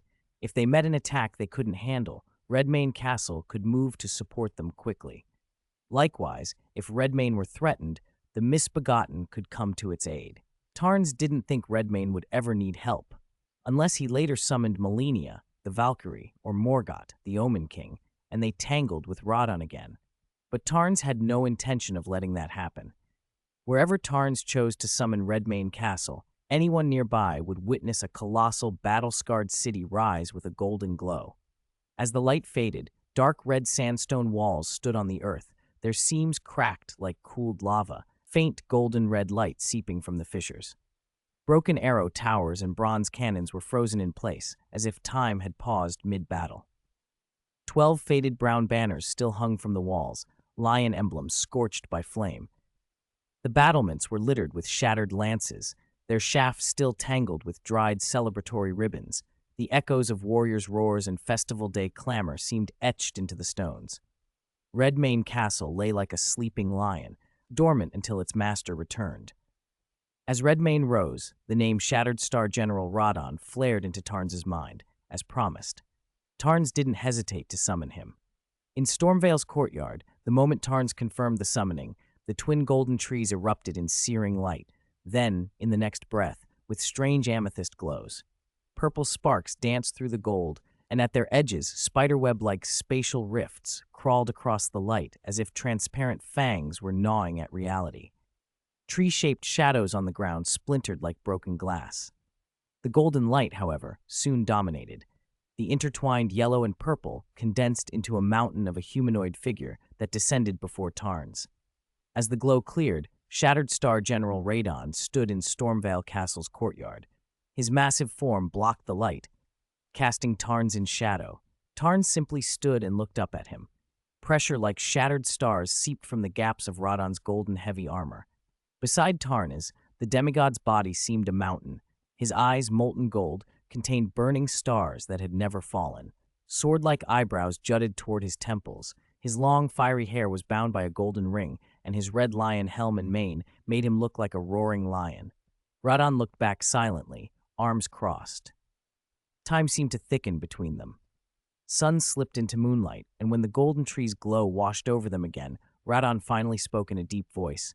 "How long do you intend to stand there? You summoned me." Tarns blinked. "You can speak," he said, surprised. Radon gave him a look that said the question was unnecessary, then sighed. "Did you think I'd summoned a madman, someone ravaged by the scarlet rot?" Tarns cleared his throat. "I summoned you from Redmane Castle, not the one revived by Mikella. I assumed the rot might have driven you insane. My plan was to fight you and then use the golden tree to suppress any scarlet rot inside you, but it seems that won't be necessary." Radon stretched. His armor rang as his shoulders moved. "I don't know what you've been through, but whatever removed that affliction is gone. I feel lighter." He looked up at the moon, which still held its color under the golden tree's light. "Although my memories are fuzzy, during the summoning, I think I first encountered someone else. It must have been that person who cleared the rot from me, and then my consciousness was allowed to take shape under the golden tree's grace."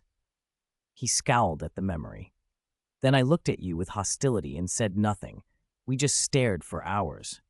Tarns waved a hand. "That last bit was honestly unnecessary." Radon turned his back to Tarns and regarded the golden tree, then pivoted and asked, "This golden tree, I did not expect you to acknowledge a phantom tree. That alone changes much about this place compared to the lands between. Nameless Tarnished, who bested me time and again without fear or submission, you are now Elden Lord. Why have you accepted this mess?" Tarns answered steadily, "I became Elden Lord for the people of the lands between." Radon's face didn't change. "That's what Smaug, the chief blood knight, said before he died, wasn't it? I won't deny your intention. Walk the path you believe in. You needn't argue your reasons to others." Tarns shrugged. "I don't need that explained to me. I already know." He hesitated, then asked, "So, do you still want to fight me?" Radon shook his head. "My memories tell me your skill needs no further proof. You've beaten me enough times." Tarns smiled thinly. "This isn't the place to fight. Let's go to the City Lord Hall. By the way, why didn't you just say you didn't want to fight when you first appeared?" Radon was silent for a moment. "At the time, a flood of memories hit me. I had no chance to speak." "All right, follow me." Tarns turned and led the way. Radon followed, each step of his massive frame making the ground tremble. "So this is Stormvale Castle," he said, studying the buildings. "Has that grafted Godric been summoned before me?" There was clear disdain in his voice when he named Godric. Tarns paused. He had almost forgotten Godric the Grafted, the other lord of Stormvale. Being a demigod hadn't spared Godric from Tarns's oversight. Tarns answered, "No, the current lord of Stormvale is Nephili Lux, of the Storm King's line. She's acting as the Golden Tree's steward here." Radon's face showed he'd never heard the name. Tarns added, "She fought alongside me, standing against Godfrey's axe." Radon nodded, impressed. "Then she must be a fierce warrior." Along the way, storm knights and maidservants noticed the pair and murmured. Radon's bulk was impossible to miss. "Isn't that General Radon next to Lord Tarns, the strongest demigod in the lands between?" Someone whispered. "Red hair, golden lion armor, that's him." If Tarns has summoned him, the expedition will surely include the Red Lion Legion. Radon watched them salute as he passed and remarked, "You seem to hold a very important place in their hearts." Of course, in their eyes, he was the golden tree made flesh. Tarns exchanged a few pleasantries, then entered the city lord hall. Most had returned to their duties. Only Nefeli Lu and Kenneth Haight remained to discuss supplies. General Radon, greetings, Kenneth said after a brief surprise. He quickly recovered his composure and bowed politely. I didn't expect you to arrive here safely. This is truly a blessing of the golden tree. Radon glanced at him and inclined his head. Mr. Kenneth Haight, good to see you. Are you still employing demi-humans?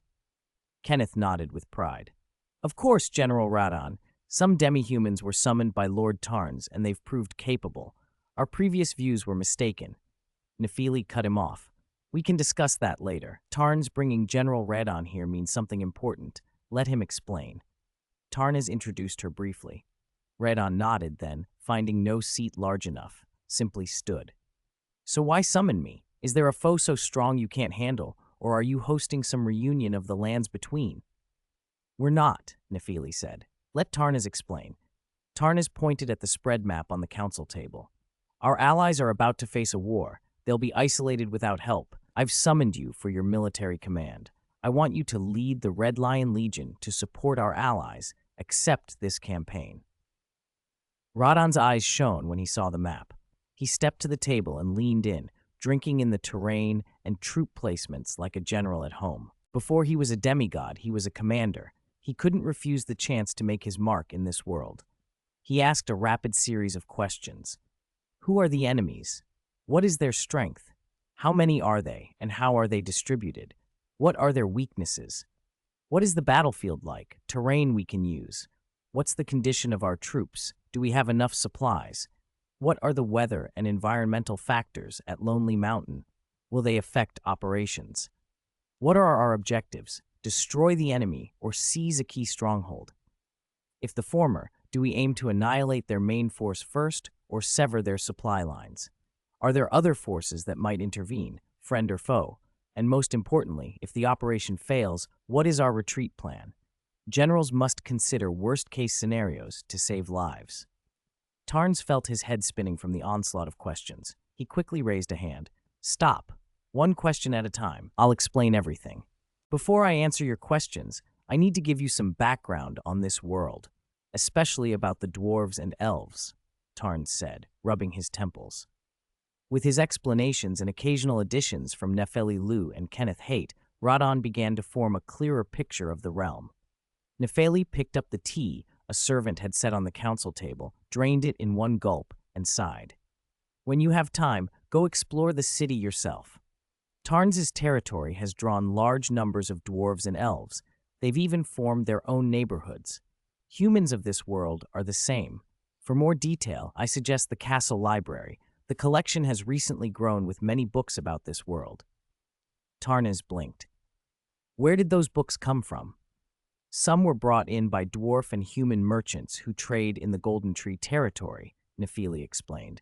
Some were compiled by the elves and given to us. The rest were brought back from outside by your friends Rogier and Dee.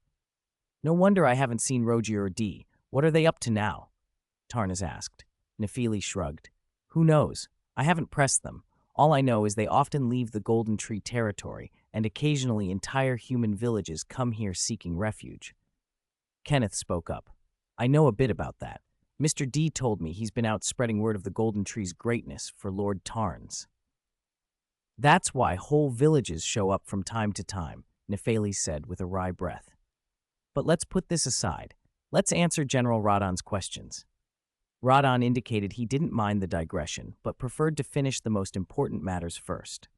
Tarns turned to him. Ask your questions again, one at a time. Radon did so, and Tarns answered each in turn, even going over the journey to Lonely Mountain.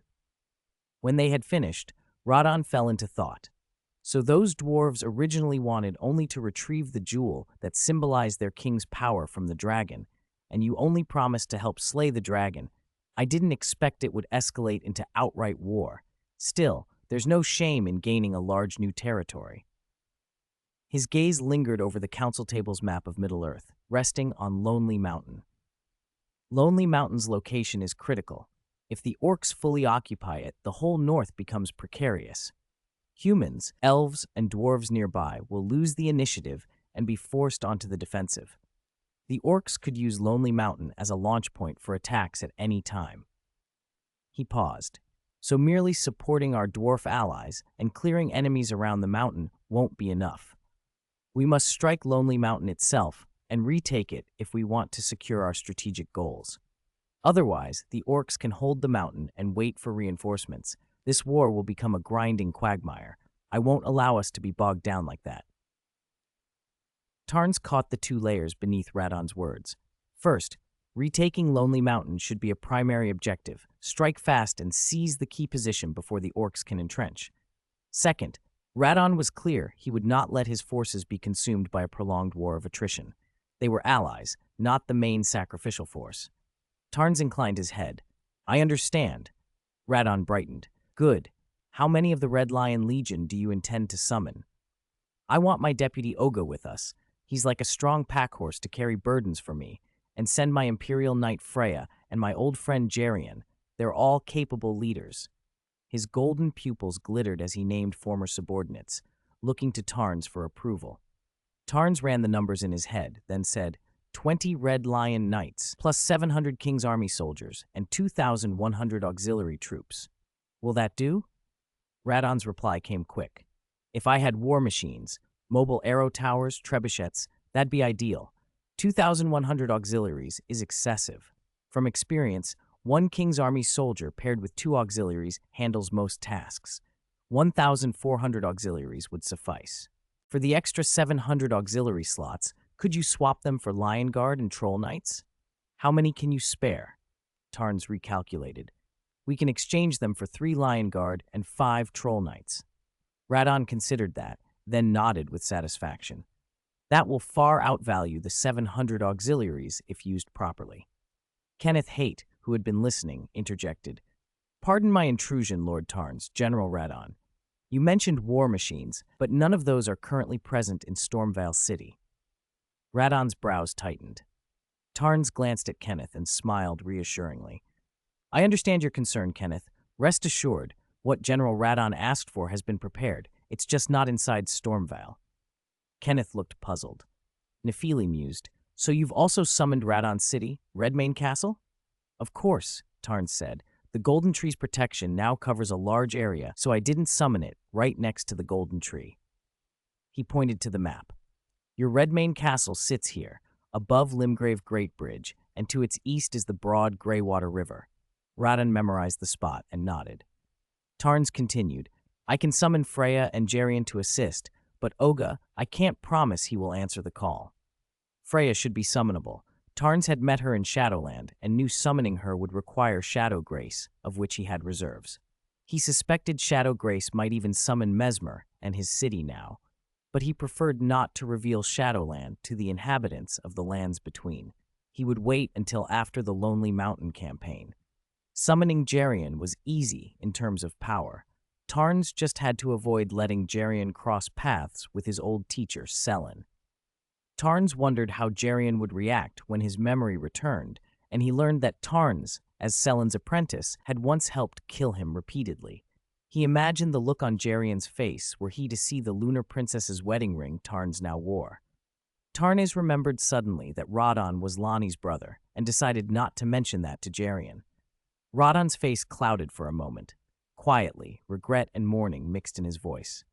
So, during the long years when the scarlet rot corroded me, when I floundered in madness, did Oga fall? Tarnis comforted him. I don't know exactly how he died, but his soul did not return to the Golden Tree. It remained, continuing to fight. His spirit rests with me now, and I believe he still wishes to see you again, waiting for his soul to shine. Radon's expression softened. So he's become a spirit in your keeping? Better than vanishing entirely. Tarns turned to Kenneth Haight. The troop numbers are set. How are we on provisions? Kenneth bowed slightly, confident and formal. Worry not, my lords. From the moment you march, you will not lack supplies. Haight Fort will be the steady backbone of our provisioning, continuous, unwavering. Every soldier will be well fed before battle. Tarns nodded and asked Radon, Any more questions? If not, come with me to the courtyard by the Golden Tree. I'll summon the Red Lion Legion into the world. Kenneth remained respectful. I'll take my leave then. Once Lord Tarn summons General Radon's forces, I will lead Hatefort's troops immediately to deliver the prepared provisions. Nephili's face betrayed a touch of boredom. Fine, you all have things to do. I'll endure a little longer and keep the Lord's seat, enjoy Stormvale's winds and its high towers, a little entertainment with my warhawks. Once this war is over, Nephili, Tarn said, I'll take you to Lonely Mountain. You'll get away from the petty duties of being a lord. I hope so, as long as you don't disappear on me again, she replied. Stormvale's main courtyard was too small for everyone, and with the golden tree taking up most of the space, the Red Lion Legion assembled instead on the Storm Legion's training grounds. Some of the hotter-tempered knights grumbled at the makeshift arrangement, but the sight of General Radon, no longer manic but steady, quieted them. As long as their general stood strong, they had no complaints. Loyalty burned in them like a fever. On the training field, the red armor of the Legion flashed under the golden tree's light like molten metal. Red Lion Knights, Radon's royal army, and auxiliary troops stood rigid as pines, their eyes bright and sharp as predators. When Radon stepped before them, they looked at him with a near-fanatical adoration, the red armor and banners like torches in the dusk. Every ridge on their breastplates was a badge of war, every dent a story. The Red Lion banner, lion-fanged and clawed, fluttered, its crimson emblem stubborn as flame. Greatsword blades trembled, polearm points aimed skyward, all weapons gripped tight, soldiers craving the order to move out. A ferocious roar rolled across the grounds, a sound like a thunderclap. Tarns had brought 3 Lion Guard with him. Black fur bristled on the beasts, and they radiated wild power. Behind him stood 5 Troll Knights, silent as stone, each bearing a gilded greatsword. When the Lion Guard's fierce eyes met Radon's steady gaze, it was as if a silence spell fell. The beasts that had been bearing fangs and claws folded down and became meek, lowering themselves to the ground. Their sharp claws retracted, only submissive, focused eyes remained, fixed on Radon in waiting. Even these creatures seemed to recognize the demigod's presence, ready to obey. Chapter 112, The Role of the Shadow Tree. After summoning the army he needed, Tarns gave Radon his orders. You've seen the portal in the courtyard. The other side opens to Lone Mountain. I'll give you 10 days for a round trip. Lead the soldiers to Redmane Castle, return to Stormvale Castle, then go through the portal to your destination. Radon considered for a moment. 10 days isn't necessary. The Red Lion Legion can build portals, and Redmane Castle has the stones for one. Though, so the materials don't degrade, I'll bring some from here. Tarns nodded. He hesitated, then frowned. Soldiers can cross a portal quickly, but war machines can't. Even leaving now from Redmane, it would take months to reach Lone Mountain. Can you solve that, Radon? Of course, Radon said. Since I requested the war machines, I planned for this. Remember my gravity magic? Tarns' eyes brightened. You mean to lift them and fly them over? Something like that. I'll reach the destination within a month. Tarns asked with concern, Is your magic strong enough to sustain gravity magic that long? Do you need magic recovery items? Radon thought a moment, then nodded. To make sure I can fight as soon as I arrive, give me some magic supplies. Tarns produced a handful of star fragments from his spatial pack. They shimmered faintly like captured starlight.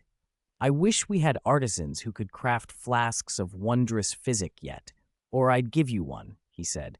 Star fragments are slow at restoring magic, not for emergencies, but they're better than nothing. Radon's face lit up at the sight of the familiar fragments. He accepted them with gratitude, handling them as if they might dissolve in his grip. After a beat, he added, You obtained these from Lonnie, my sister, right? She likes star things. Tarns tensed for a second, then deflected smoothly. Of course I've met Lonnie, the lunar princess. I'm the Elden Lord of these lands. But enough of that. You still have something here with me. It's time to return it. Radon followed Tarns' gesture and saw 2 greatswords appear in Tarns' hands. Each was as tall as a man. Even Tarns looked strained holding them. The blades were forged from dark meteorite, their wide surfaces veined with crack-like patterns that resembled exploding stars, a mane of night. Radon's lips curved into an involuntary smile.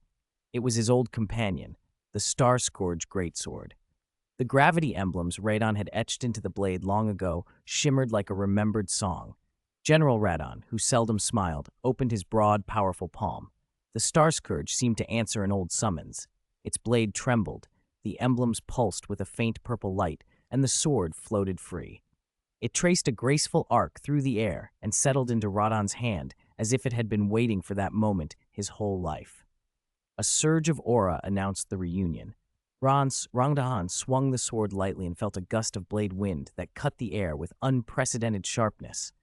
He paused, surprised, and looked at Tarns. There was a hesitation in his gaze before he reversed the hilt and offered the sword back.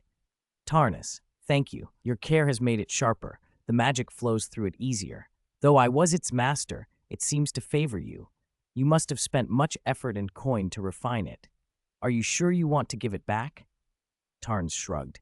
I have plenty of weapons I use. That sword in my hands is only a display until it returns to you. Its true place is at your side.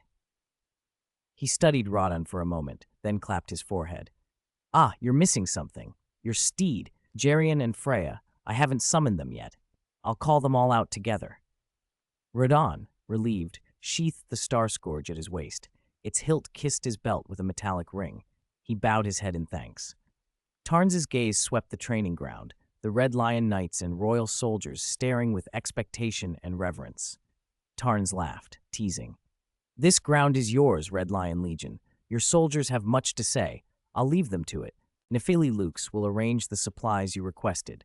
I must return to Lone Mountain and brief our dwarf allies. As Radon prepared to depart, Tarns stayed a moment. Before summoning Jerian and Freya, he wanted to fulfill a promise. He would attempt to summon the deceased Red Lion Knight Oga. But Oga was different, confirmed dead, his essence only a wisp of soul. Tarns wasn't sure it could be done. Summoning departed souls was unpredictable. Still, he had to try. If he could call back Oga, then perhaps other powerful ash spirits in his pack could also be awakened. From his spatial bag, he drew a hazy, palm-sized bell etched with intricate runes, the Soul Bell. Those inscriptions allowed him to command ash spirits in battle, but ash spirits normally woke only near rebirth monuments, strange devices absent from these lands. Without that link, Tarns had little use for the bell and had nearly forgotten it. He traced the runes and thought of Melina's teasing about him being the Elden Lord's bell-ringing servant. A small smile warmed him. Then he rang the bell once. The clear chime echoed through the Golden Tree's courtyard. The Golden Tree itself showed no sign of responding. It merely bathed the area in soft, sacred light. Oga's soul, however, did not stir within the bell. Tarns frowned. Indeed, without a rebirth monument, these souls won't awaken. He was about to focus on the Elden Ring when something flickered at the edge of his vision, the Phantom Tree. Since he shook the bell, its trunk had been flickering with a black gold light he hadn't noticed at first. Of course, the Phantom Tree guided souls back to the Golden Tree. Tarns quickly aimed the soul bell at the Phantom Tree and rang it again. This time, the bell's tone seemed to call to something older and quieter. The Phantom Tree grew darker, almost night-touched, and black golden grace seeped down its branches like flowing ink. Oga's soul wakened, drifting out of the silver-gray bell. His tall, imposing spirit stood before Tarns as the black gold grace cocooned him. Panic lanced through Tarns. Was the Phantom Tree going to take this soul away instead of returning it? He reached to cancel the summoning, but the phantom golden grace had already dyed the spirit. The connection between the soul bell and Oga snapped. Tarns braced for loss. Then, as if in answer to a silent negotiation, the Golden Tree hesitated and sent down a bright stream of golden grace. It enveloped Oga and began to wash the black gold into pure gold. The two trees, one of shadow, one of light, seemed to be trading a soul between them. When the light settled, Oga no longer looked like a drifting wisp but stood clothed in living flesh, his skin bright in the golden grace. He had been fully armored as a spirit, but his returned body lacked clothing. Tarns frowned. He hadn't expected a resurrected ash spirit to be given a physical form at all, much less one without armor. He fumbled a moment and pulled a full set of Red Lion Knight armor, padded lining and all, from his pack, tossing it onto the golden grass at Oga's feet. Oga snapped awake at the clatter. His first act was a roar. the same battle shout that had echoed in his last fight. "For General Radon, follow me and charge those damned Clenrot knights. Stop that woman Finlay at all costs. Do not let her take Melania back to the Haligtree. Avenge the general." Oga's fist lashed out reflexively, but Tarns caught it easily and shoved him back beside the armor. "Put on your armor, Oga," Tarnis said, stern. "I'm not your enemy. Radon is waiting for you to rejoin him." The burly knight snarled but did not resist. He grabbed the armor, strapping it on with veteran speed, eyes burning with the same fierce loyalty that had defined him in life. When he straightened, fully armed, his voice was ready again, ready to charge, to avenge, to follow Radon wherever the war demanded. Chapter 113, The Decision of Long Lake Town. After Oga had been restored from spirit ash to living flesh, Tarns wasted no time. He summoned Jerian and Freya, explained the situation to them briefly, and stepped through the stone monument portal back toward Lake Town. Along with Oga, he had brought two other spirit ashes, Oleg and Ingwell, former lieutenants of the Storm King who, for reasons unknown, had failed to return to the Golden Tree and had become masterless. Tarns had found them and given them purpose. They now served as capable assistants to Nephili Lu. Night had deepened by the time Tarns emerged from the portal. A chill replaced the warmth on his face, and he heard Gandalf's mildly reproving voice. "I thought you were going to leave me here alone." Gandalf had waited anxiously near the stone monument. Tarns' absence had worried him, and he hadn't dared leave. Tarns hurried over. Gandalf glanced back at the portal and, seeing no one else, asked, "Miss Selin didn't come back with you?" Tarns pictured Selin's tired farewell and replied, "She finished her work and went to rest." Gandalf brightened. "So your Golden Tree territory is ready to support Thorin's army?" Tarns patted his chest. "Don't worry, my army will be here within a month at most." Gandalf's brow knitted in puzzlement. "With a portal like this, why would it take a month?" Tarnis shrugged. "People can pass through, but the inanimate siege engines cannot. Moving all the war machines will take time. I've found a powerful helper who will speed things along, but it's still a month at best." Gandalf's surprise spilled out loud. "You're bringing war machines?" Tarnis gave a wry smile. "What else? Lonely Mountain is in Smaug's hands. We can't expect Thorin's men to storm it without siege equipment. That would be a slaughter." Gandalf laughed softly, imagining the feat. Transporting mountain-sized engines from Minhiriath in a month. Astonishing. Tarna's face darkened a little as he glanced back at the portal. "Never mind that. I'm more worried about this portal being discovered. Is your barrier reliable? If the enemy finds and destroys it, it could delay everything." Gandalf stroked his beard confidently. "The ward I set is sound, but I'll add more concealment just in case." Tarnis shook his head. "Magic can be found. I'll bring guards. Give me a few minutes." Gandalf sighed but nodded. "Do be quick. Don't make an old man wait in the cold all night." "Won't be long." Tarn stepped toward the portal and vanished. Less than 10 minutes later, he reappeared with two tall, silver-armored knights at his side. Gandalf, who had visited Tarns' lands many times, recognized them immediately.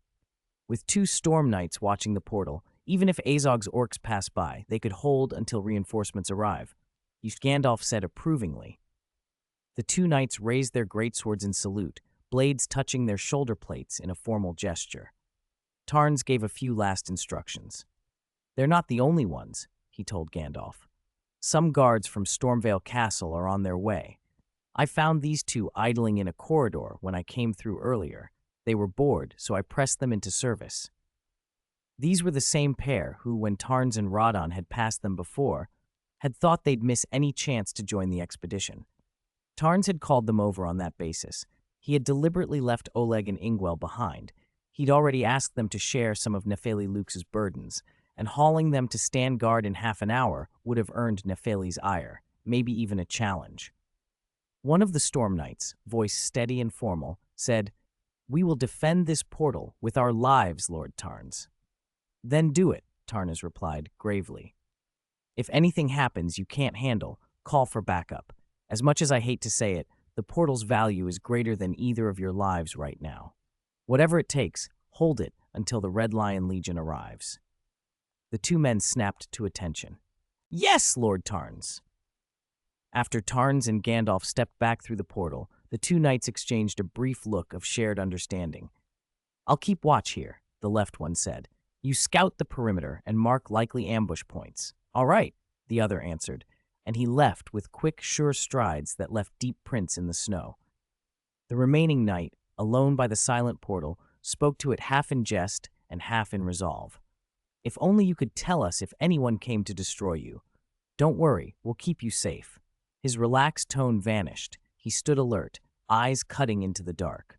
Tarns and Gandalf moved on into Lake Town.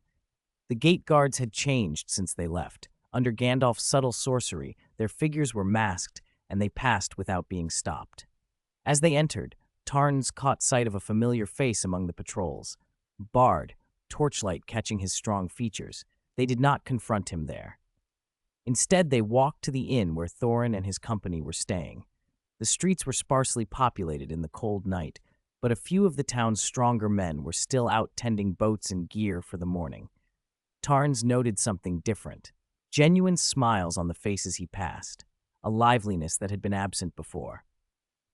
Gandalf leaned close and murmured, "In just half a day away, a lot has changed here." Tarns agreed. "At least the townspeople's spirits are different.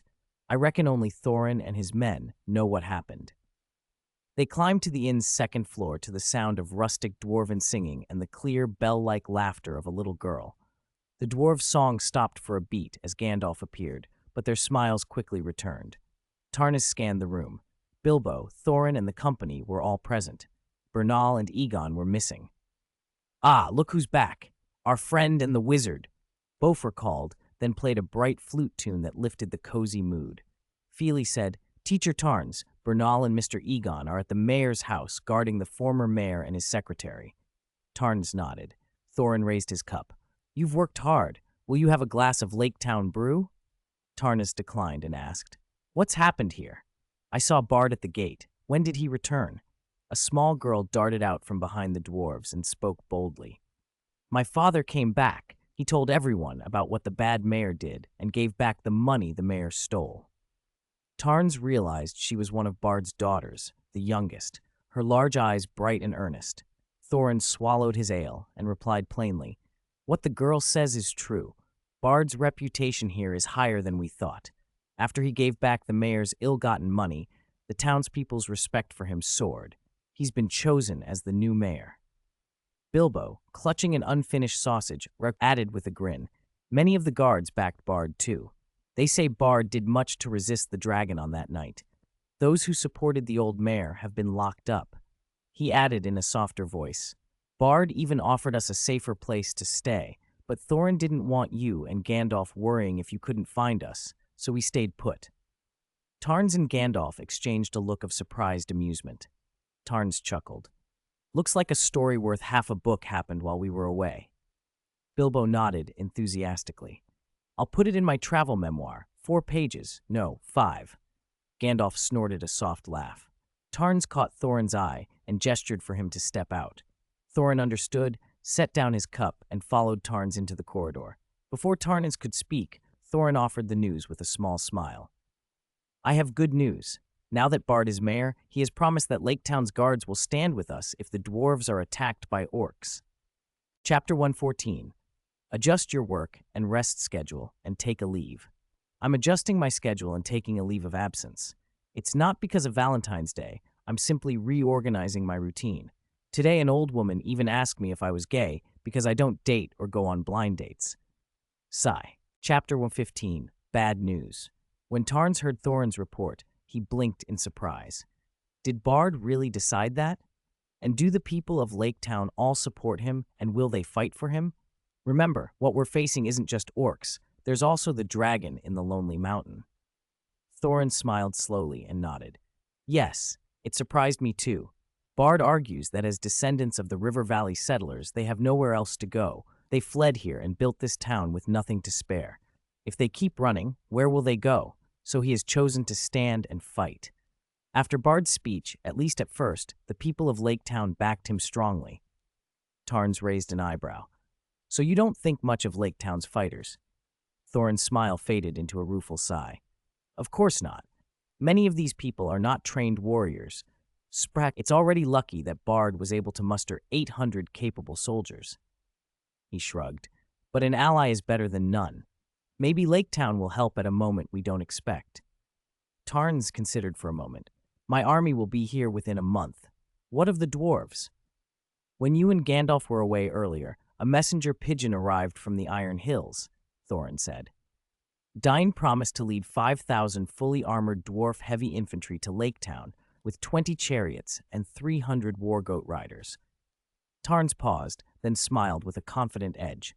Though I think you, Miss Millicent, and Mr. Bernal could already stand against 1,000 foes, your chances against the orcs will be far better with my army.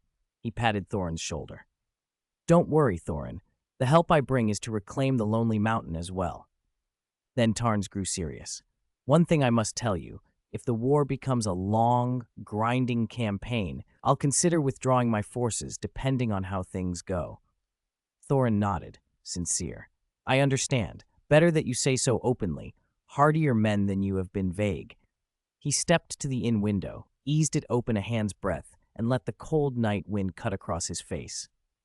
For a moment, he tilted his chin to the blade of air and felt its bite like a sharp tongue on his skin. Then he closed the window and turned back. Now we wait for my father's allied army to clear the Misty Mountains. Once they arrive, we can strike the Lonely Mountain and reclaim our home. Tarns echoed the wish. I hope so. But things did not go as planned. A week later, the lead gray sky above Lake Town filled with ravens, and the town woke without the anticipated horns from the Iron Hills. On the seventh dawn, a lone, disheveled carrier pigeon dove into Thorin's hand, a pale bird smeared in blood as if it had been dragged through a battlefield. Thorin's throat bobbed. Every dwarf in the room stared at that ruined messenger. Ori took the pigeon gently and tried to tend to it. Thorin untied the scroll, bound to the bird's leg, and the sight that met him chilled him to the core. The letter itself was stained dark with blood. Balin's friendly face had hardened. He came over with Dwalin close at hand. Thorin's hands trembled as he read. Then he pushed the paper toward Balin and ran from the guest room without a word, bursting out onto the inn street and into the mayor's house where Tarns and Gandalf were staying. Balin read the message again, and as if struck, sank to the floor. Dwalin's voice was sharp with impatience. Balin, what does it say? Tell us! Balin's lips twisted into a tragic smile that was almost a sob. Dain and his host were ambushed by Azog's orcs on their way to Lake Town. They suffered heavy losses. Dain is leading what remains back toward Lake Town and asks for our aid. 3 days earlier, beyond a mountain pass between the Iron Hills and Lake Town, Ironfoot Dain rode at the head of his army. He sat astride a broad, sure-footed boar and wore plate forged for the Iron Hills, embossed with flame and goat totems, joints riveted with red copper. His face looked carved from rock, his reddish-brown beard braided with mithril rings. He was no simple brute. Beneath that rugged exterior lay a cunning commander and a shrewd ruler. Behind him moved a steel tide, 5,000 dwarf heavy infantry, large, heavily armored, faces mostly hidden by wide masks, eyes like flint. 20 oak and iron chariots rolled like slow behemoths, each bristling with massive ballistas. 300 war-goat riders patrolled the flanks, goats horned and hardy, their riders armored like the infantry, but mounted for speed. At this pace, we'll meet Thorin's forces in a week. Dain laughed as his boar snorted in agreement. His adjutant, sharp-eyed, suggested scouts be sent to recon the pass. Dain agreed. Azog commands those orcs. He's not like others, cunning in war. We must be careful. The order went down. The war-goat riders were to sweep both sides of the valley. If they found orcs, kill them on sight. The horn blew. The army halted while the riders fanned out. They climbed the slopes like arrows fired from a bow, hooves tearing tracks in the snow. They found nothing. No orcs, scarcely even animal tracks in the white. Dain frowned but ordered the march to resume. Continue forward, he said. Still, he warned his men to be vigilant. Every step we take could be a trap laid by Azog. Shields were slung on arms and spear points gripped as the dwarves advanced. They broke out of the pass into an open snowfield, Dain planning to make camp at sunset. The soldiers' cries rolled across the plain, and the ground seemed to tremble with them, until the tremor did not subside but grew violent, as if an earthquake ran toward them. Run! Those still in the valley! Get out now! Dane roared. The infantry turned and sprinted. The chariots, heavy though pulled by goats, could not hasten as fast as the fleeing soldiers. Their way was crowded by men still trying to escape. Then the valley itself broke. From the slope something massive thrust up, cracking rock as if it were dry bark. There was more than one of the things, long, worm-like, with mouths that crushed stone. The valley began to collapse. Dwarves watched in terror as rolling boulders and avalanching debris buried those who could not flee in time. Every one of the 20 chariots was swallowed in the chaos. Dane stood, furious and stunned, and hissed the name of the creatures with a voice that was half anger, half disbelief. Earthworms, Chapter 116, Azog's Plot. 2 days before Dine was attacked, Azog, hulking and fierce as a bull, rode his snow-white warg king to the ridge above the valley. Beneath him the ground trembled, a low rumble made by the earthworms as they gnawed at the hard rock underfoot. "That's enough! Make the earthworms stop!" Azog barked in his deep voice, issuing the order to the orc at his side. The orc bristled with questions. It had no idea why Azog wanted the worms to cease, but it knew better than to ask. A question would earn Azog's wrath, or worse, a fling to the waiting wargs. So it emptied its already dim mind and obeyed. Earthworms were subterranean leviathans that fed on stone. They could burrow safely below without suffocating or starving.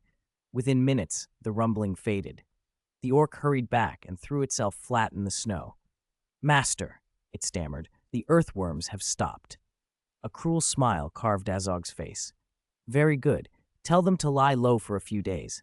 When they feel thousands passing overhead, then let them burst up at once." The orc hesitated, then asked in a trembling voice, "Master, should we also send some of our kin to follow behind the worms?" Azog's response was not words, but his big hand. He seized the orc's head, lifted it clear off the snow, and held it before him. The orc's clouded yellow eyes filled with panic. It dared not struggle, its feet dangling uselessly. Azog leaned close. "Why?" he asked. The orc swallowed, groped for an answer, and finally blurted, Because the earthworms are not especially fierce. They look huge, but they are poor fighters. I fear the dwarves will recover from the shock quickly. If our troops pour out behind the worms, we could crush and annihilate the dwarf scum before they can react." When Azog released him, the orc dropped to the snow with a howl of pain. It scrambled up and prostrated itself again, pressing its forehead to the ice. Azog regarded the terror in the creature's eyes with a trace of approval. "Not bad," he said. "Compared to the mindless ones, you think. But your wit is shallow. Rise. You will lead a force and, with Bolg, my son and ever-greedy rival, take Lake Town and seal off Mirkwood. Do not let those elves meddle in my war with the dwarves." As the orc staggered to its feet, Azog explained with the patient arrogance of a strategist.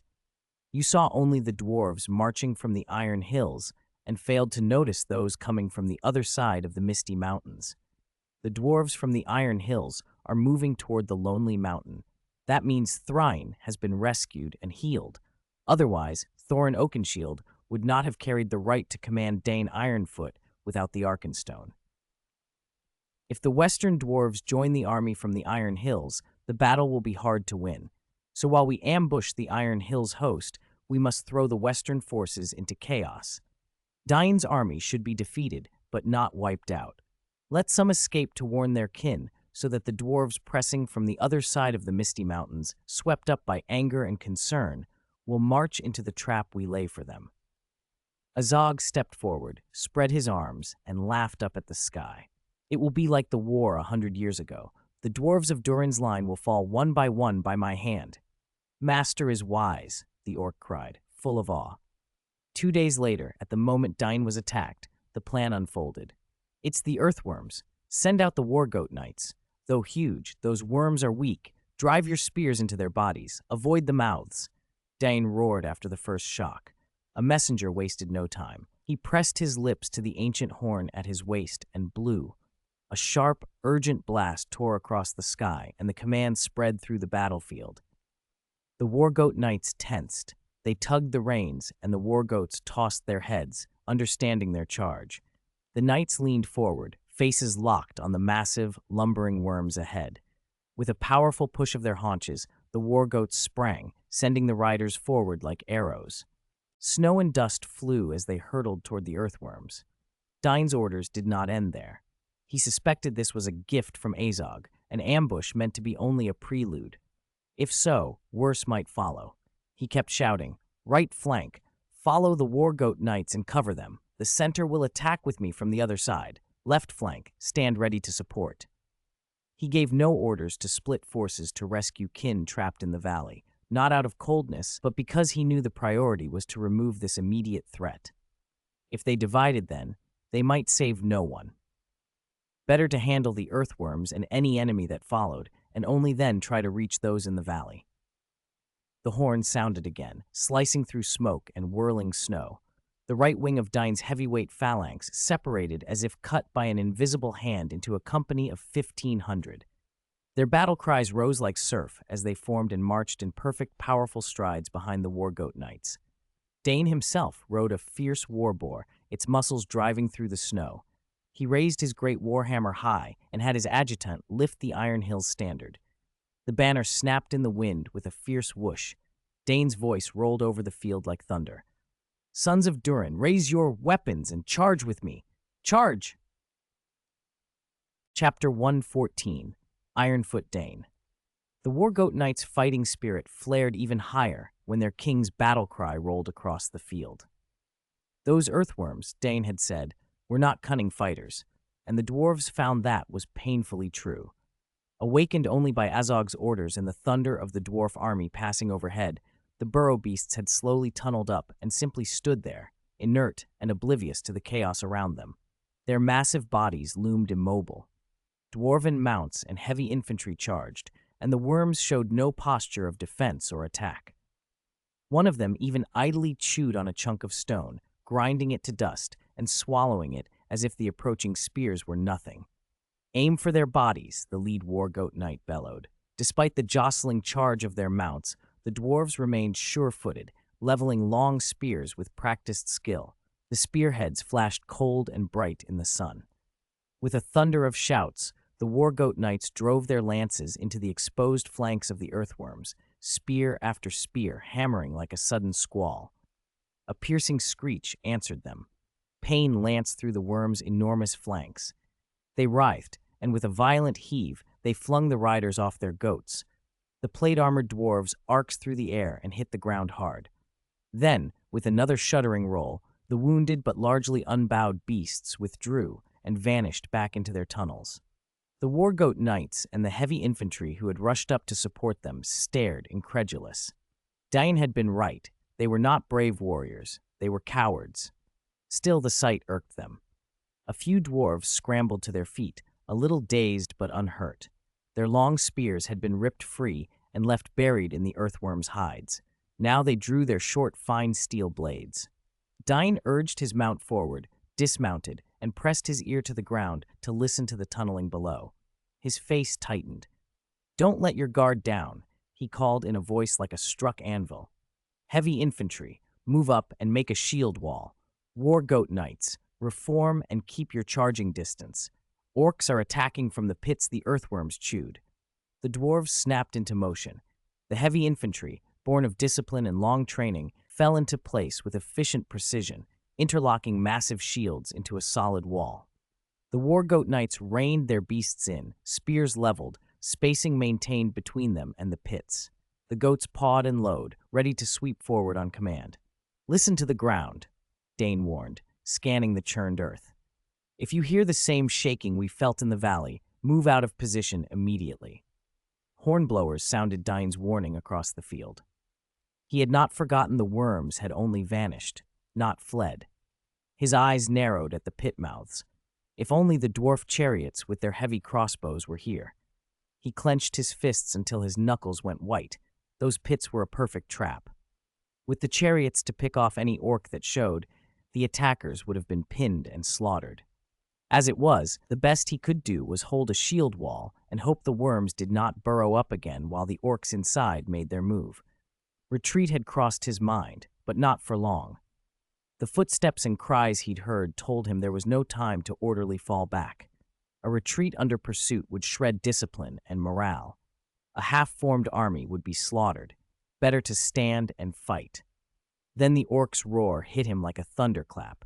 From the earthworm's pit, a wave of orcs surged, larger and tougher than most Dine had seen. Clad in black iron armor and matching helmets, brandishing huge scimitars, they looked like emissaries from some darker forge. Sunlight turned their armor to brimstone, their blades to a hungry glitter. They screamed with pure homicidal hunger at the sight of the dwarves, especially those of Durin's line. They poured out without formation, rampaging beasts rather than soldiers. For all their disorder, the oncoming surge was a crushing, destructive tide. Rakan, Bikar, the right flank heavy infantry commander snapped, raising his great tower-like shield. Hey! Ha! The line answered, a measured tide of voices. The shield wall braced. Spearmen thrust their lances through gaps, hands braced on the butt, muscles taut beneath their armor.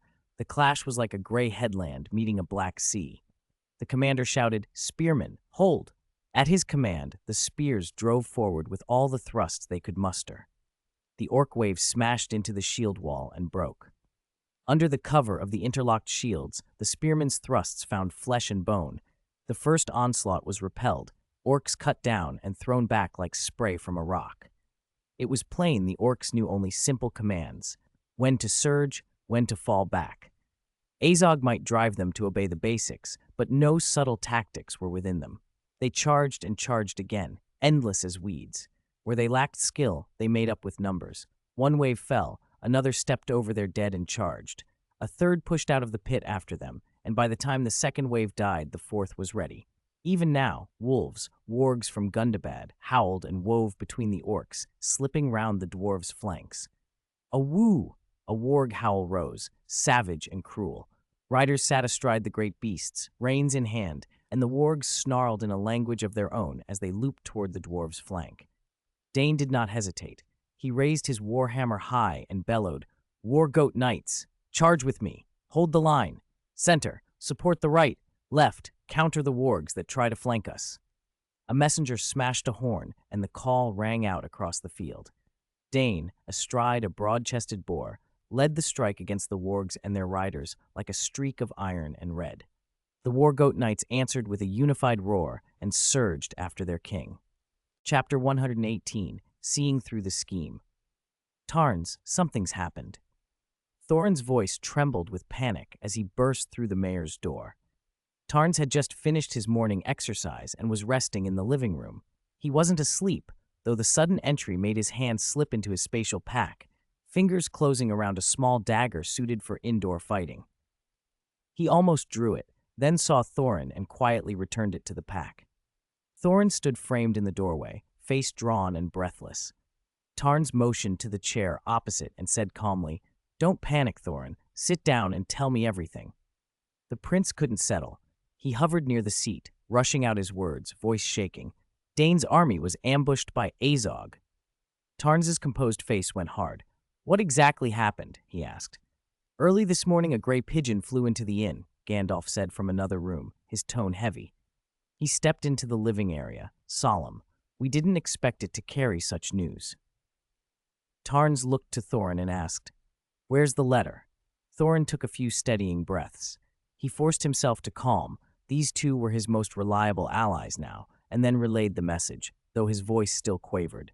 "The letter's at the inn. It's written in Dwarvish, so I couldn't read it.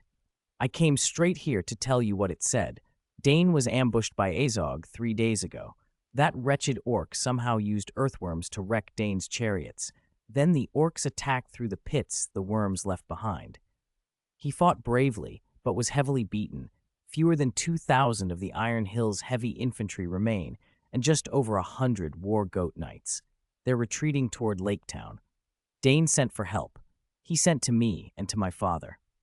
I don't know my father's situation yet, but Dane hopes I can persuade the Lake Town guards to cover his withdrawal.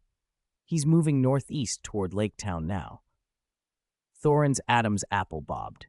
Bard promised to be an ally to the dwarves, but I don't have much faith in Lake Town's fighting strength, so I came to you first. Tarns nodded. "I understand. I will do everything I can to help Dane, but you should set aside whatever prejudice you have and also tell Bard exactly what's happened. Time is critical. Use every available hand. An extra force now is an extra chance at survival." Thorin hesitated, then nodded. You're right. I'll find Bard and make him honor his oath. He gave a brief, awkward farewell and hurried out. Tarns called after him softly, "Mind your words, Thorin, so Bard can't claim misunderstanding." "I will," Thorin replied before his solid frame vanished through the doorway. The wooden door lay shattered from his entry, cold wind spilling in. Gandalf sighed and tapped his staff on the floor. The air in the room immediately grew less bitter as the staff's magic warded the chill. Gandalf's weighty expression eased, and his voice took on a lighter tone. "You don't look overly panicked. Have you already thought of something to help Dane?" Tarns remained grave, brows knitting. He seemed to be weighing something heavy. After a moment, he said slowly, "Bernal can go out with the Lake Town guards to meet them. But something feels wrong." Gandalf frowned. "What do you mean? Haven't we a handle on Dane's trouble?" Tarn shook his head and met the wizard's eyes. "Earthworms. I don't know much about them. But are we sure this was just a straightforward crushing defeat because of worms and orcs? Does it make sense that, while surrounded by orcs several times their number, Dane could still send a carrier pigeon and write a careful letter?" Gandalf frowned deeper.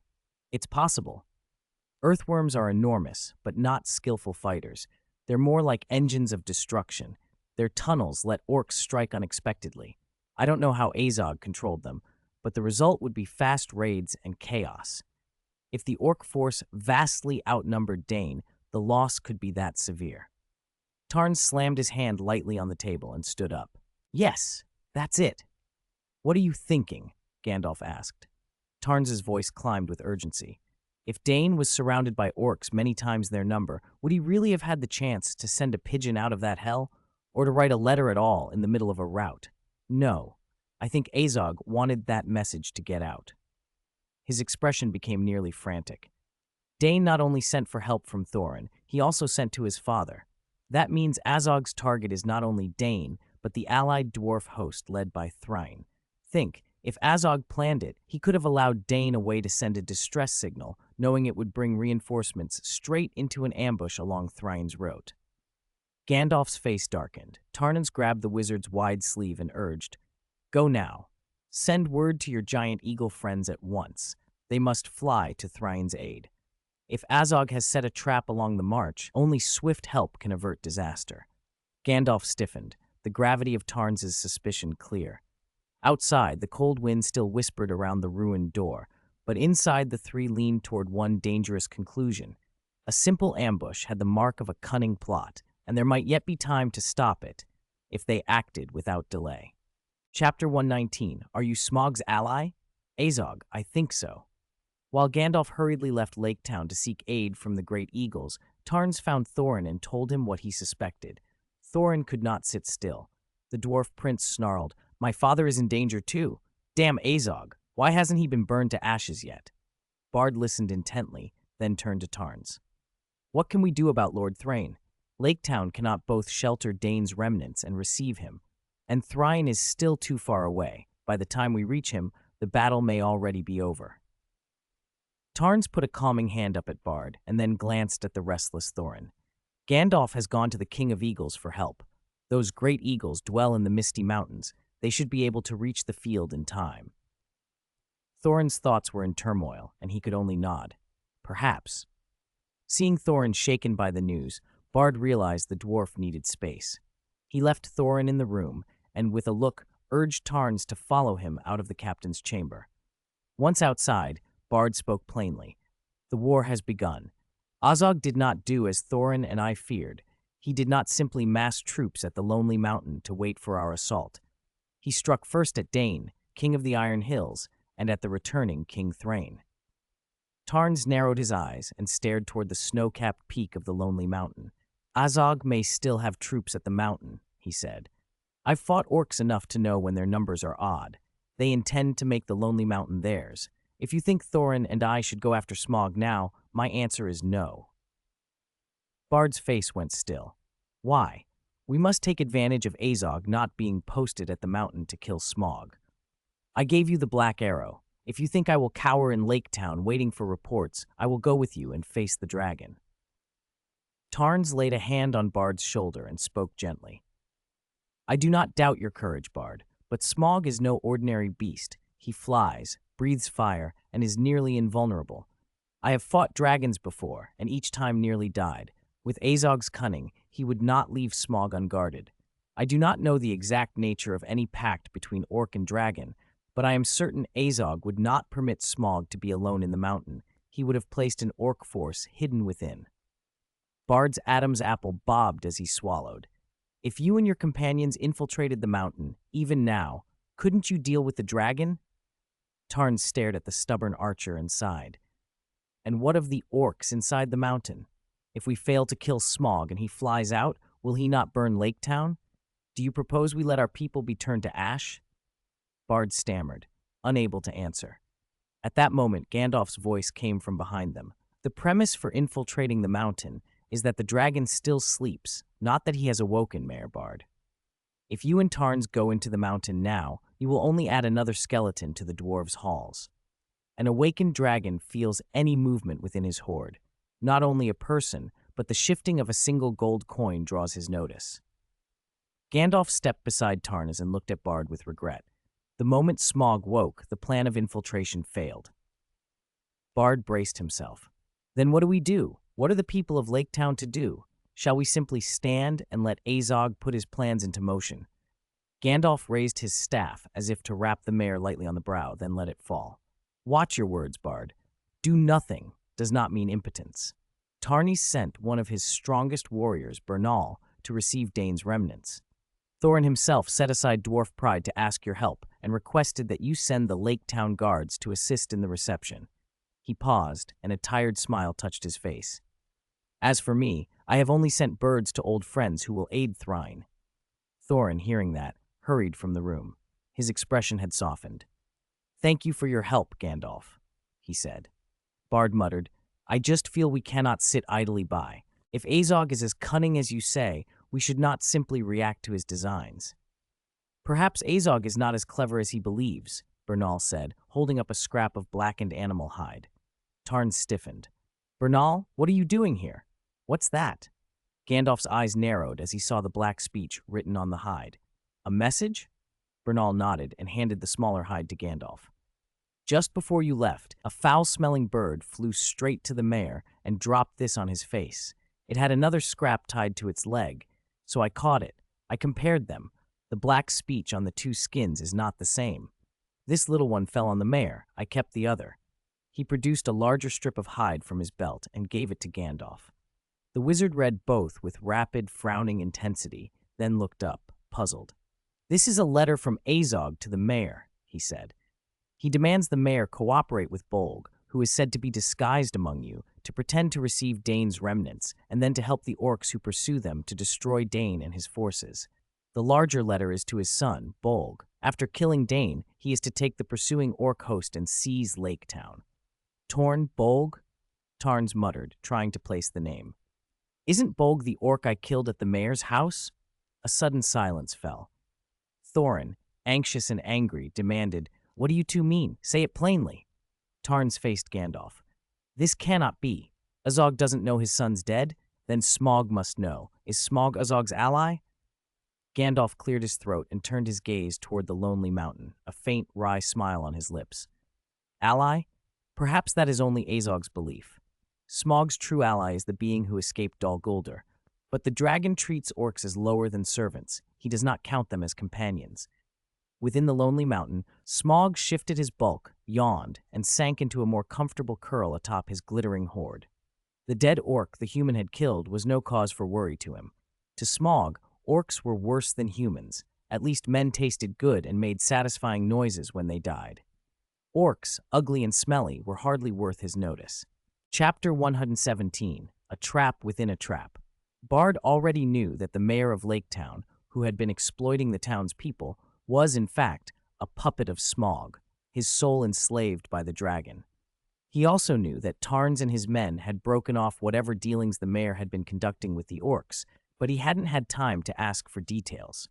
So when Tarns and Gandalf told him a band of heavily cloaked orcs had been lured into Lake Town and ambushed, Bard was surprised. He didn't voice a complaint, though. Instead, he asked aloud, "The orcs you wiped out, are their gear still usable?"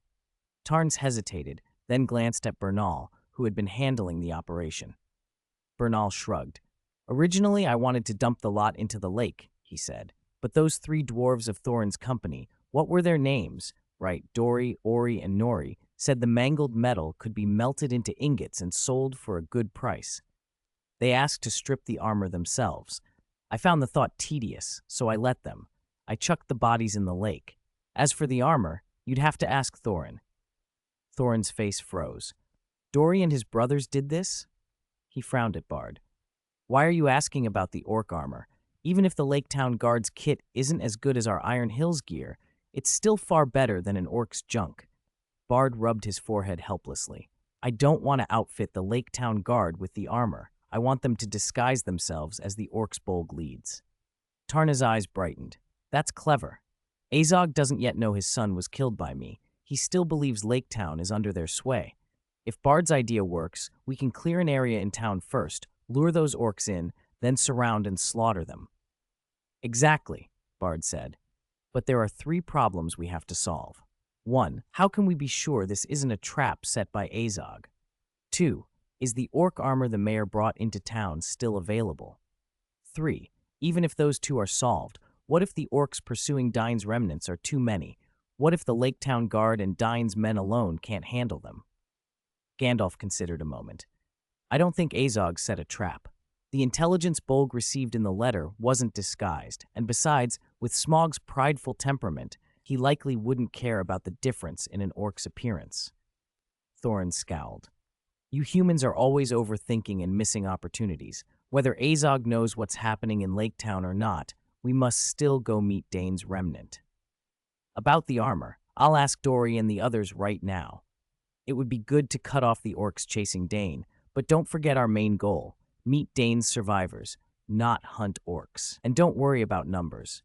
If Dine hadn't been ambushed by Azog, those orcs would never stand against Iron Hill's dwarves. I'll lead my clansmen. Bard almost rolled his eyes but kept it to himself. Inwardly, he grumbled that Thorin made it sound easy, while it would likely fall to Lake Town's men to do the dirty work if it turned out to be a trap. Tarnas looked up. I'll go to the Golden Tree. I can't bring a full army, but if it's only to meet Dine, I can bring something. Thorin lit up. Soldiers from the Golden Tree. Splendid. Tarns waved a hand. Don't expect many. I'm stretched thin. Agreeing to send a regular army last time was the limit. It was true. Tarnis had nearly exhausted the souls and golden grace he'd stockpiled the last time he returned. There simply weren't enough men. Recruitment problems were everywhere. When Tarns had summoned Red Lion soldiers for Radon, Kenneth Haight had personally come to complain that Haight's fort needed more Royal Army troops. With the Golden Tree's territory swelling, he wished his fort's soldiers could be split 3 ways. After Tarns managed to placate Haight, Edgar from Moan City arrived, and the moment he saw Tarns, dropped to his knees and kowtowed 3 times so hard the courtyard echoed. Tarns was momentarily terrified, thinking at first that Edgar had come in some grim personal crisis, until Edgar explained that Moan was even larger than Haight's fort and desperately short of manpower. He wasn't only asking for soldiers, he wanted ordinary residents too. Large swathes of the Golden Tree's domain were empty but still had to be patrolled, so the burden on guards was enormous. Edgar also explained that his daughter Irina and Miss Roderica, the spirit tuner Tarns had summoned, were almost constantly working, only 4 hours of rest per day including meals and sleep, mediating the small but frequent disputes between returning misbegotten from Takrandal and local nobles. Under Tarnas' authority, they didn't come to blows, but insults flew, and Roderica and Irina had become the Golden Tree's unofficial mediators. Edgar, worried for his daughter and fond of Roderica, begged Tarns to summon more people to help. After calming Edgar and sending him away, Tarns thought he could finally fetch the Red Lion soldiers. Then Nephili Lukes walked up without a word. She didn't whine like Haight or kowtow like Edgar. She simply said, "Stormvale Castle is understaffed. Send me more," and departed, leaving Tarns standing in the wind, bewildered. That was why Tarns had, after summoning Oga, immediately called Oleg and Ingwell and sent them to Nephili Lu. So, after he bade farewell to Gandalf and the others, Tarns returned to Stormvale Castle through a portal. Nephili Lukes didn't wait for explanations. She sighed. Radon left with the Red Lion army. I can spare at most 5 Storm Knights and 100 Storm Soldiers. More is impossible, or Stormvale's defenses would be weakened. The ballistae and flamethrowers are in the warehouse. Take whatever you need, if Radon hasn't already requisitioned them. That will do, Tarnus said, nodding again and again. He had expected only a handful of Storm Knights. This contribution was a welcome windfall. With those men assembled, Tarns returned to Lake Town.